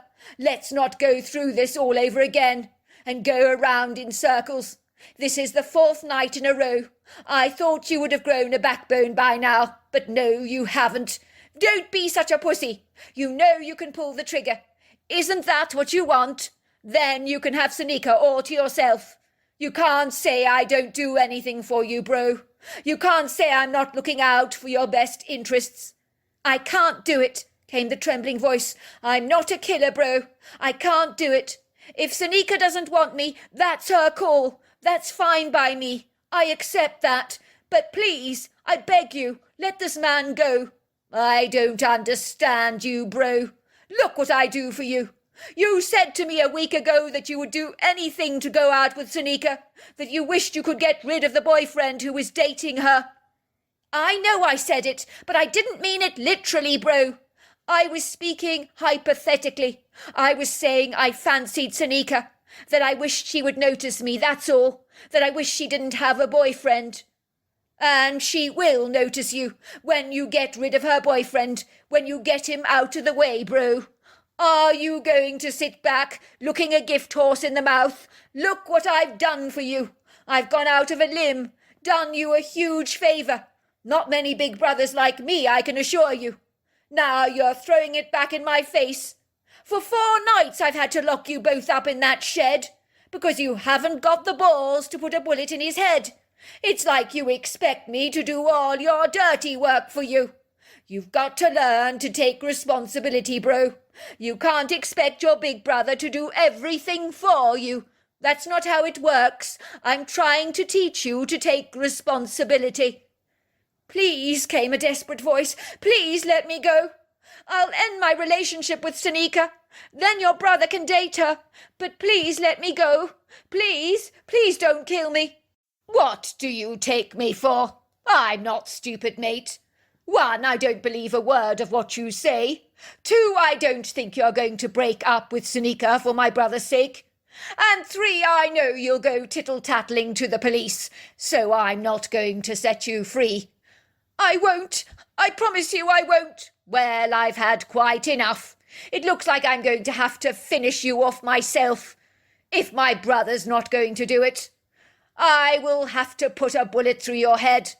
I'm going to have to teach you, bro, how to have a backbone, how things are done properly around here. I'll go to the police, bro, if you kill this man. It's not right. You can't do it. You're not right in the head, bro. You need psychiatric help. You really do. You've got problems. You know you haven't been taking your meds. That's why you're behaving all crazy. You know you need to take them, bro. How dare you, Clyde? How dare you talk to me like this? After all I've done for you. This is the thanks I get. What's that? He said suddenly. Listen. All of a sudden we heard a prodigious thundering sound that was so incredibly loud that the whole forest began to shake and wobble precariously, as if a huge charging elephant was rampaging through the woods, storming towards us. I could hear a tree falling down with an almighty crash, as well as branches breaking and snapping.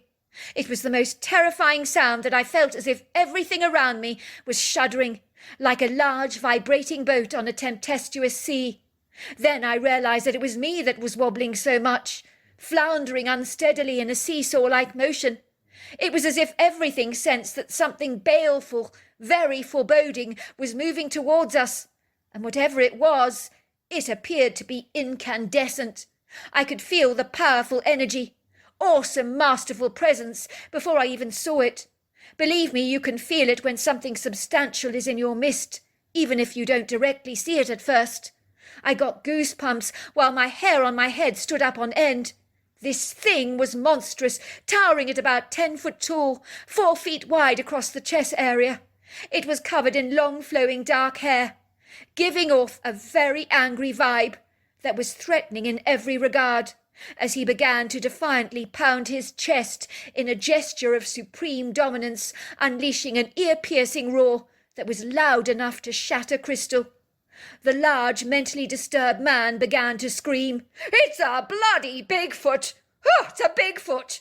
Then he unhesitantly pulled back the trigger, not even stopping momentary to consider the repercussions of such a bold, injudicious act. But his actions were stifled and thwarted as the creature ran towards him, bouncing out of the way of the bullets with the agility and grace of a powerful cat. He thrust the revolver out of the man's hands with one powerful swipe. Then he picked it off the ground, throwing it into the undergrowth, where it landed with a thud, somewhere now hidden and submerged by the dense foliage. With overlong arms that were powerful, weighty, that boasted muscles so impressive that even a bodybuilder would be terribly intimidated by them, he grabbed the man, and in a trice plucked his head off his neck, as if it was a cherry from a tree that he was picking. I blinked my eyes twice. Did I really see that, I wondered? No, surely not. But there was no mistaking what I'd just witnessed. The head didn't even look real, but like a large mannequin, as the glazed marble-like eyes stared vacantly into space. It looked so surreal. You could have been forgiven for believing it was some macabre stage prop for a horror movie. The creature kicked the man's head away with his tree-trunk-sized legs like a baseball, and it went flying into the bushes. All became very still, as no one said a single word. The two men stared at the Bigfoot, too gobsmacked to even react, frozen by fear that snaked around their bodies like a rapid deep freeze that was immobilizing, so much so that they couldn't move a muscle. I was so astonished and confounded, I could hardly believe what I was discerning, as fear began to course through my body, like a charging steam train. I wondered whether the other two men were about to meet a similar deadly fate. I gulped the air like a desperate oxygen-starved goldfish, as I waited with bated breath to see the horrors that were about to unfold. I wanted to make my escape, look away even, but I couldn't. It was like I was locked in the suspense of a gripping movie that was so frightful that I should look away, but I just could not. Then what happened was extraordinary, as the Bigfoot's temper subsided, like the final bit of water running out of a plug hole. The creature physically relaxed. Its stiffened tight shoulders visibly slackened, while his puffed-up chest deflated like a beach ball. The former outraged, inflamed expression in the eyes died like the light on a flickering candle wick, and his clenched-up fingers released themselves from their fixed punch-like hold. The creature scratched his head, not as if he was satisfying an itch that needed his attention, but more as an afterthought, as if the creature was engaging in meditative thought and contemplation. Its deep-set dark eyes seemed to study the two men curiously. He then nodded cordially towards them, and then grunted. His demeanour appeared benevolent and non-threatening. The creature grunted one more time. Then he glided away into the woods, making a similar thunderous commotion as he moved away. But as he ambled through the underbrush, he looked incredibly graceful. So graceful, in fact, it looked as if he was floating. The two men gawked at each other in astonishment, as if they were trying to assimilate the gravity of what had just transpired. "What the hell?" they said, looking at each other in astonishment. "I thought the Bigfoot was going to kill us." Digby and I went darting towards the trees to help untie the man who'd been tied up to the tree, who was so relieved to be set free. To our amazement, the two men hugged each other in relief, as if they knew each other terribly well, and were great friends. We all looked down at the deceased headless body. "I'm sorry about your brother," I said to the young man. "That was quite a grisly-looking death, but if it's any consolation, I think it was quick." "I'm not sad about my brother's death," he told us. "You try living with someone mentally ill when they start refusing their meds. It's like living with Freddy Krueger himself." We were to learn that his brother, whose name was Lewis, was taking antipsychotic medication. He had recently stopped taking his meds, falsely believing he was much better, which is often a problem with mentally ill and disturbed patients. He had been in and out of mental facilities all his life. He'd been recently given the all clear to live a normal life, providing he took his meds religiously. The trouble is, when he failed to take his medication, he became completely erratic and unstable. He'd locked both men in the yard shed at their home. He'd tied them up every night, driving them to the woods. He tried to get his brother Harper to shoot the man who was dating the woman he fancied. He falsely believed he was being a very agreeable big brother, helping his young brother to dispose of his competition. But he emphatically believed his brother was the one that needed to pull the trigger. Over the last few days, the two men had formed an unlikely friendship and become firm friends. But they both knew that unless help arrived very soon, they were more than likely going to end up with a bullet to the head. As Lewis was vacillating in his delusional, fluctuating moods, there was no telling what he might do from one minute to the next. He couldn't be reasoned with. He was very disturbed. "He's not right in the head," Harper, his brother, told us. "These psychotic episodes are getting out of hand. I hate to say it, but I'm relieved he's out of the way. Even my mother said recently he was better off dead. Not to be unkind, but because he's emotionally completely screwed up. He does crazy, nonsensical things when he's off his meds. He put my mother in the freezer box once. If my father hadn't opened up the freezer to get himself some ice cream, she would have frozen to death. He put her in the freezer because she was complaining she was hot. He thought he was doing her a favour. It's a warped way of thinking. I promise you, if that Bigfoot had not come along when he did, I reckon my brother would have killed us both. He is psychotic." We were also to learn that his neurotic brother had been checking out the cottage. The previous night Tinker had arrived on the scene. His brother had kicked Tinker very, very hard with his boot, which might explain why the dog was in such a terrible state. As for the angry, belligerent Bigfoot, had he perceived that the man was unstable? Had he discerned what was actually going on? I can't be certain, but I believe that may well be the case. I reported the dead body to the police that I claimed to have encountered in the woods, but I never mentioned the Bigfoot had actually killed him. I didn't want to sound like a nutter. I gather they were mystified as to the cause of death, so it remained unexplained on the coroner's report. I'm glad to inform you the rest of my stay at the cottage was uneventful, although Digby and I ended up falling in love, something neither of us had anticipated. We are now happily married. Furthermore, Adam, that boyfriend of mine, begged me to take him back, professing his undying love for me. It would seem his infatuation for that mousy girlfriend had been a terrible mistake. He literally moved her in the day after he kicked me out. His illusory fairy tale had come crashing down on him when he realised that the seemingly perfect girl was not so perfect after all. "I can't stand her," he told me. "She has a forked tongue on her. She spouts poison. I really miss you." I didn't forget how he'd unhesitantly thrown me out of his flat in such a humiliating, degrading way. I was not about to rekindle that old flame. I knew he would do it again to me further down the line, as he had a fickle personality.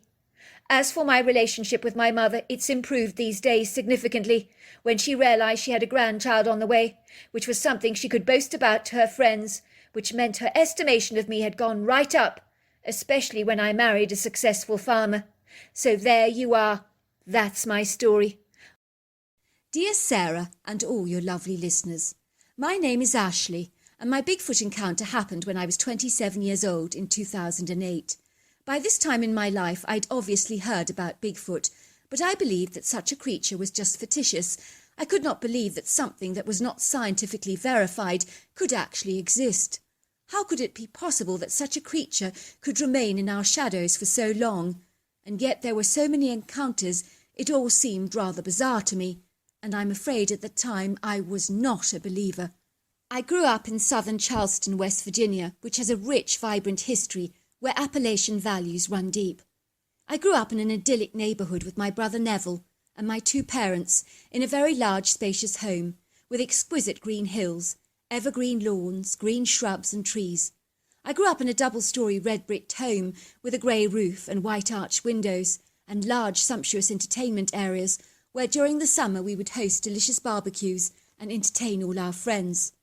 I also adored downtown Charleston itself, as it's a thriving, vibrant metropolitan destination, but with a touch of that small-town flair. Also, there are delicious eateries and amazing places to shop there. And as kids, we loved socialising in the town centre and meeting up with all our friends for homemade ice creams and double thick malt milkshakes. Charleston is nestled in the Kanawha Valley with the canal and Elk rivers meandering through the rolling hills. And yet only an hour outside Charleston, you can really go exploring, hiking, fishing, or even whitewater rafting. There is so much outdoor adventuring to do there, and as kids, my brother Neville and I were in our element. We adored whitewater rafting, exploring, fishing and camping, which we invariably did quite regularly. I left Charleston after I completed my bachelor's degree in fashion design and was offered an amazing job in Los Angeles as an assistant fashion buyer for an upmarket clothes store, where I worked for 2 long years in central Los Angeles. At the time, I lived in a rather small, poky apartment that was so small you could literally swing a cat. My story begins when I decided to take a road trip from California to West Virginia, which would take 4 to 5 days. I was going to my best friend's wedding in West Virginia to be her esteemed maid of honour, so I needed to arrive a day earlier for the wedding. I had not seen my best friend Amanda for over 2 long years, although we did Skype each other very regularly. I had thought about flying out to Virginia at the time, but I decided against it, as I thought it would be infinitely more fun to drive through some enchanting idyllic scenic routes and stop off at different bed and breakfast locations along the way. I enjoyed driving, with one exception of course.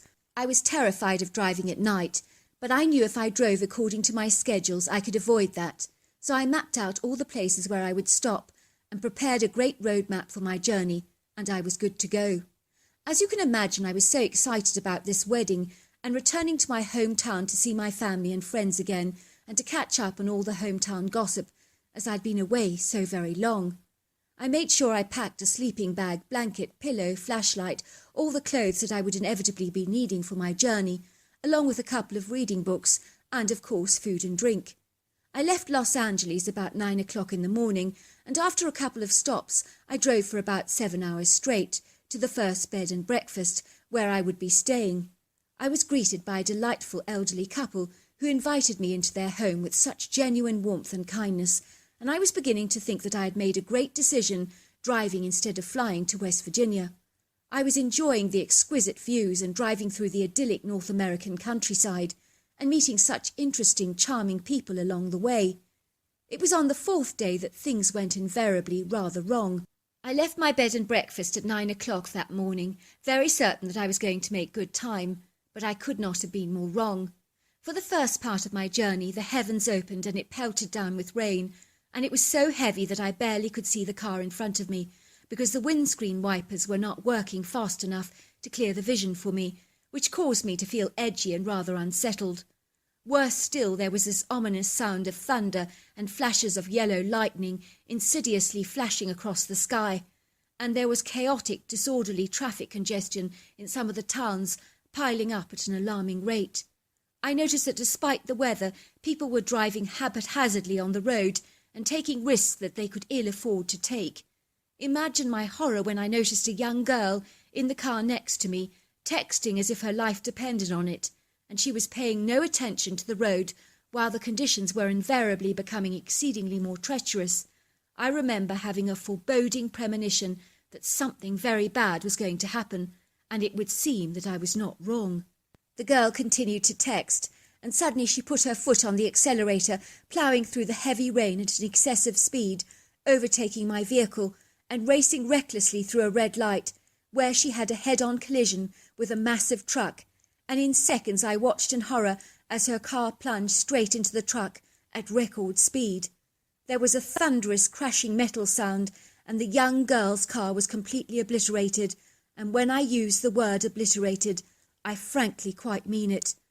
It was still pouring down hard with rain, and people's headlights were flashing, and cars were stopping as people sprinted to the scene of carnage, and the entire road was taken up by this horrendous, despicable accident. I remember climbing out of my car in a numb state, racing over to the accident scene. I observed that the girl's car was so mangled, battered, crumpled and buckled, and the best way I can describe it is that it looked like it had been pressed through a pulverizer or a crushing machine. The crash was unsurvivable, and it was too awful to comprehend. As I was walking back to my car, I skidded over something lying in the road, and to my horror it was the deceased young girl's hand. I was mortified by such a horrifying discovery. I remember that she'd been smoking with one hand out of the window and texting with the other. I mean, how does one ever drive like that, I wondered, and especially in such problematic conditions. It would seem that the ugly scene unfolding before me was so unbelievably surreal. I felt as if I was playing part in an electrically gripping horror movie. Before long, the police and ambulance had arrived, and by then the rain had reduced to a light, gentle trickle. I watched as the EMT put a blanket over the truck driver's back, who they were treating for shock. The poor pale man had eyes as wide as saucers, and he was shaking so much. He kept crying, "I killed her, I killed her." But everybody was comforting him and reassuring him it wasn't his fault. "Dude, she wasn't concentrating. She drove through a red light. It's hardly your fault. Don't blame yourself for this." I sat in my car shaking like a leaf, and my anxiety levels were hitting the roof. A policeman was tapping my window. "Are you all right, ma'am?" he said. "You look shaken up." "I'm fine," I said.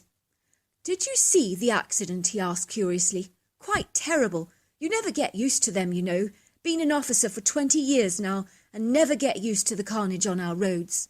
"I saw the whole awful thing," I said. "The young girl was texting on her cell phone and smoking at the very same time, and then she ran through a red light at a record speed.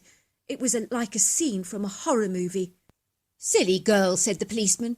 "Why do they never learn about this texting malarkey? You mark my words, it's more deadly than drink." "And what for, I ask you? A silly little message on Twitter? What a senseless waste, and life can be so brutal." It was a long time before the traffic could actually get moving, and so I put on some relaxing music to calm down my fragile nerves and began to make steady progress. But it was growing exceedingly dark, and I'd only managed 5 hours on the road. I was intending to drive for 7.5 hours to get to my bed and breakfast, but I'm too skittish to drive in the dark, because I always feel like I'm seeing double. I knew that I did not have much time to lose, and I looked around for somewhere decent to stay, but the only place I could invariably find was in a remote area, looked rather like a seedy motel. In that moment I decided it would just have to do, as there was no way I was going to drive in the dark, and after witnessing that deadly accident, I was exceedingly skittish, so I knew I could do with a good night's sleep. As I entered the lobby, there was a tall, willowy man standing behind the counter, and he surreptitiously gave me the once-over, as if he was marking me out of 10 for my appearance, which sent warning chills racing down my spine. "I'd like a single room for the night," I said. "I have an ID and a card." "No, I only accept cash," he said.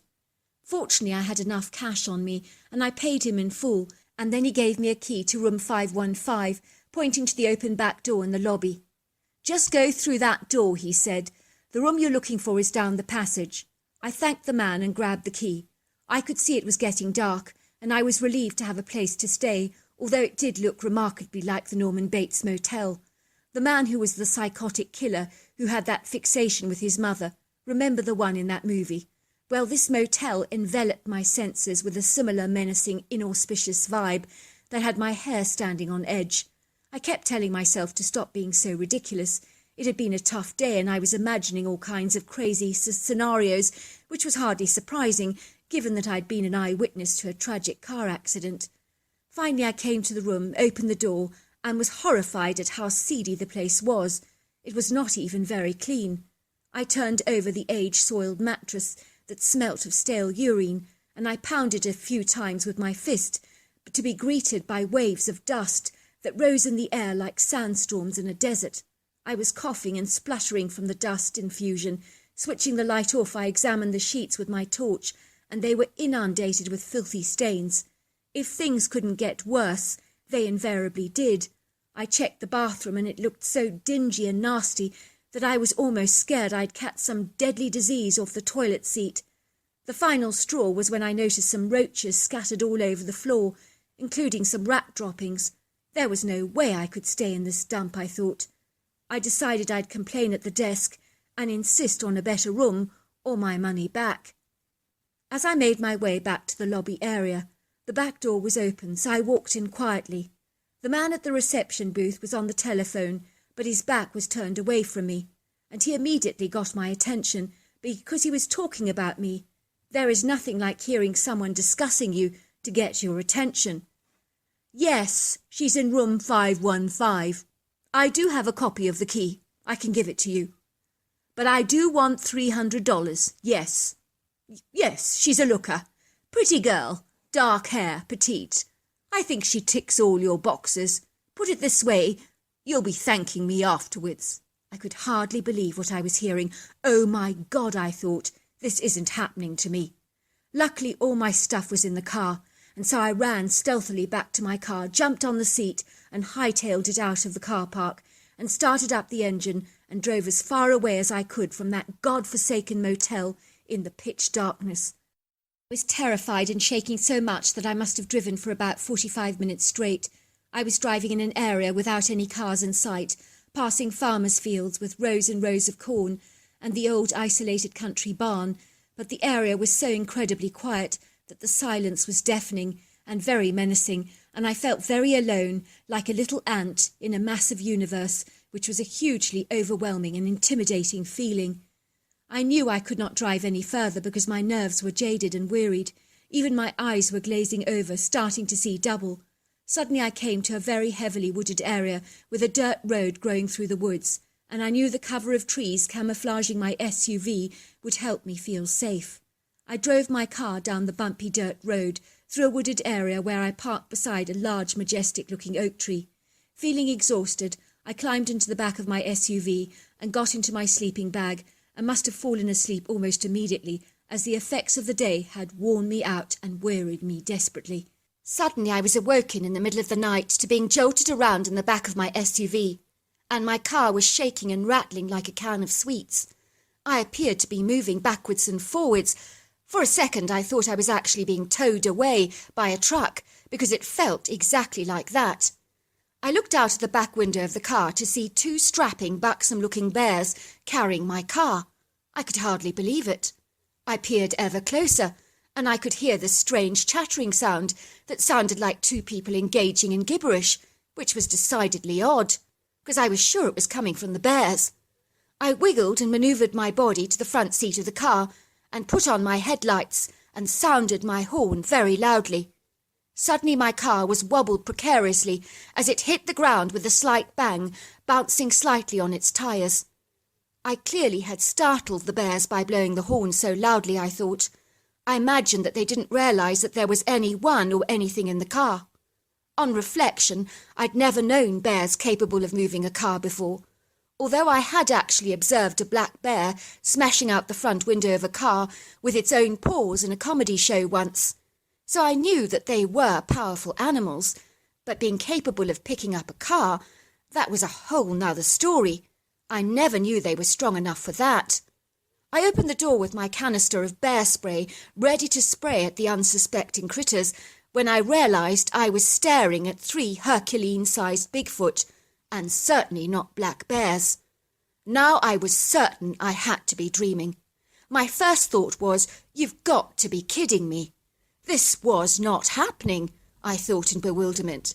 It was clear that I had not expected to see a Bigfoot, and nor had they anticipated seeing me. For a second we just stared at each other for a very long time. The creatures must have been about 1,000 pounds, 8 foot tall and 4 foot wide, and they were covered in long, loose, shaggy brown hair, and they had very distinctive cone-shaped heads, long human-like faces, and very visible red eye-shine. I couldn't believe what I was actually seeing.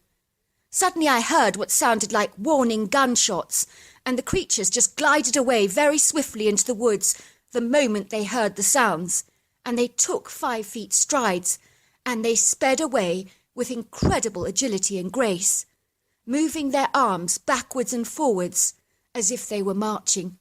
It would seem that they moved with such majesty and grace.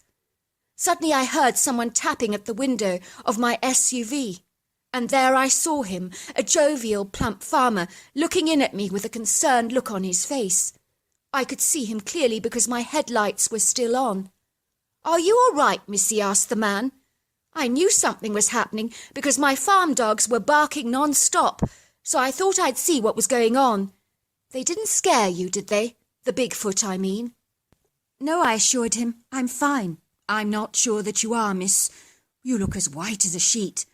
Why don't you follow me back to the farmhouse? The wife will be eager to give you a cup of hot chocolate and a cosy bed to sleep in for the night. I don't like the idea of a young girl like yourself sleeping in your car alone. I couldn't live with myself if anything untoward were to happen to you."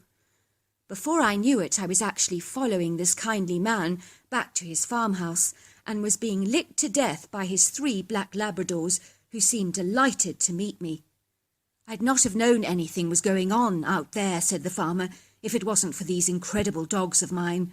Their senses are extraordinary." Before long I was being fussed over by a kindly farmer's wife, a lovely lady called Lydia, who presented me with a warm cup of hot chocolate and ushered me into a spare bedroom where I slipped under the cosy, crisp cotton-scented sheets and slept for a very long time. I awoke with the sun dancing through the bedroom windows, and I glanced at my watch and realised it was at least 1 o'clock. I had no idea I'd slept so late. Lydia led me to a bathroom and insisted I had a long soak in a hot bath before lunch. Before long I was sitting around the lunch table eating the most sumptuous home-cooked food, as Lydia was an incredible cook. Before long I began to explain why I'd ended up parking in their woods, and I told them my extraordinary story about the motel, and they suggested I filed a police report, which I of course did. I could not prove anything, as it was all just hearsay. Nevertheless, they took down my details and filed a report. I began to ask the farmer all about the Bigfoot on his land, as I sensed he seemed affiliated with them in some way. He told me that the reason they escorted my car out of the woods because they regarded the wooded area on his property that stretched back for many miles as belonging to them, and my car simply didn't belong in the area. "I'm fine with it," said the farmer. "They keep down the deer population, and I'm grateful for that, and they're never a bother. If you've never seen one before, it can be terrifyingly daunting experience, because those critters are massive, and to think they were carrying your car, it never amazes me how strong they are. They never cease to boggle my mind with their extraordinary strength and power." "I can't believe you're talking about them like this," I gasped, because until now I thought they were creatures of fiction. "Well, I'd never dream of telling anybody about the Bigfoot on my land, as I respect their privacy and space, so I tend to keep my mouth shut about such matters, for their own protection, of course. I'm sure most people would do the same in the circumstances. It's a little like they're an extension of your own family, as they tend to grow on you. The last thing I'd want is all and sundry investigating the Bigfoot on my land. They are very private creatures, you know, who hate to be bothered, and if they knew people were coming to check them out, they would leave this place faster than greased lightning, I assure you." "I've grown up with Bigfoot," said Ed, "all my life. Never been a problem to me, or a hindrance either, but more like a marvellous help. They leave piles of firewood for us out in the winter, and in turn they have free access to our vegetable beds and fruit trees. It's all like a little unwritten trade-off, where both parties concerned benefit. Once or twice a year they leave me a big deer carcass of venison and 2 or 3 large turkeys, which is very good of them. They're intelligent creatures, but very territorial, but they help whenever necessary. You see my Labrador dog over there, Missy? That's her name. One day she fell down a mine shaft, and a Bigfoot pulled her out. They're very good like that. My dogs don't mind them either, although you can smell them a mile off. They pong to high heaven. Lydia would love to get them into the bathtub and give them a right old scrub down, wouldn't you, dear?" "I'd love to," laughed Lydia, "but they'd never, ever fit. We'd have to get the fire brigade to dig them out, and they wouldn't be happy about that," she chuckled. We all laughed at Lydia's funny joke. "Very intelligent creatures with big hearts," continued Farmer Ed. "But I do not see them often, because they're quite nocturnal and very elusive, always been very shy and reticent. Isn't that right, Lydia?" "Oh, very shy," said Lydia, "and they can hide from you in plain sight and almost disappear in front of your very eyes. Yet when it's picking season with those fruit trees out there, you'll wake up the next morning and they've picked off piles of the fruit that you couldn't reach from the very top branches, so they instinctively help if they sense you're struggling with something." "Wow," I said. "Do you think if someone tried to attack you on your farm that they would actually protect you?" "In a heartbeat," said Lydia. "They would kill the intruder without a second thought. You mark my words. They regard this land as theirs, and in a way they see us as part of the fixture and fittings of this place. So if someone were to harm us, it would be a direct threat to them." "You mean like a pussy cat?" I laughed. "Our cat at home rarely believes she owns us, even though we feed her and take care of her all the time. My mother says it's like she rarely believes that she's the boss and we're her property."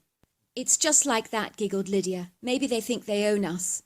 I decided to spend another night with Lydia and Ed because I didn't want to drive so late in the day, but the following morning I left at first light and made it to my best friend's wedding in time, and was once again reunited with my family members for a very emotional reunion and a very memorable and special wedding where I enjoyed being the maid of honour. As you can imagine, this was a road trip I will never forget in a hurry, and all these years later I often spend holidays with Lydia and Ed, who are now the godparents of my firstborn son, Nathaniel. Oh, by the way, I forgot to mention that awful man from the motel is currently serving a 20-year prison sentence, but I'm not sure what he was charged with, but I can only imagine. All I know is that the police wanted me to ID him as the man I heard discussing me on the phone to a customer, as if I was something he was planning to sell. It disgusts me to even think about it today. So there you are. That's my story.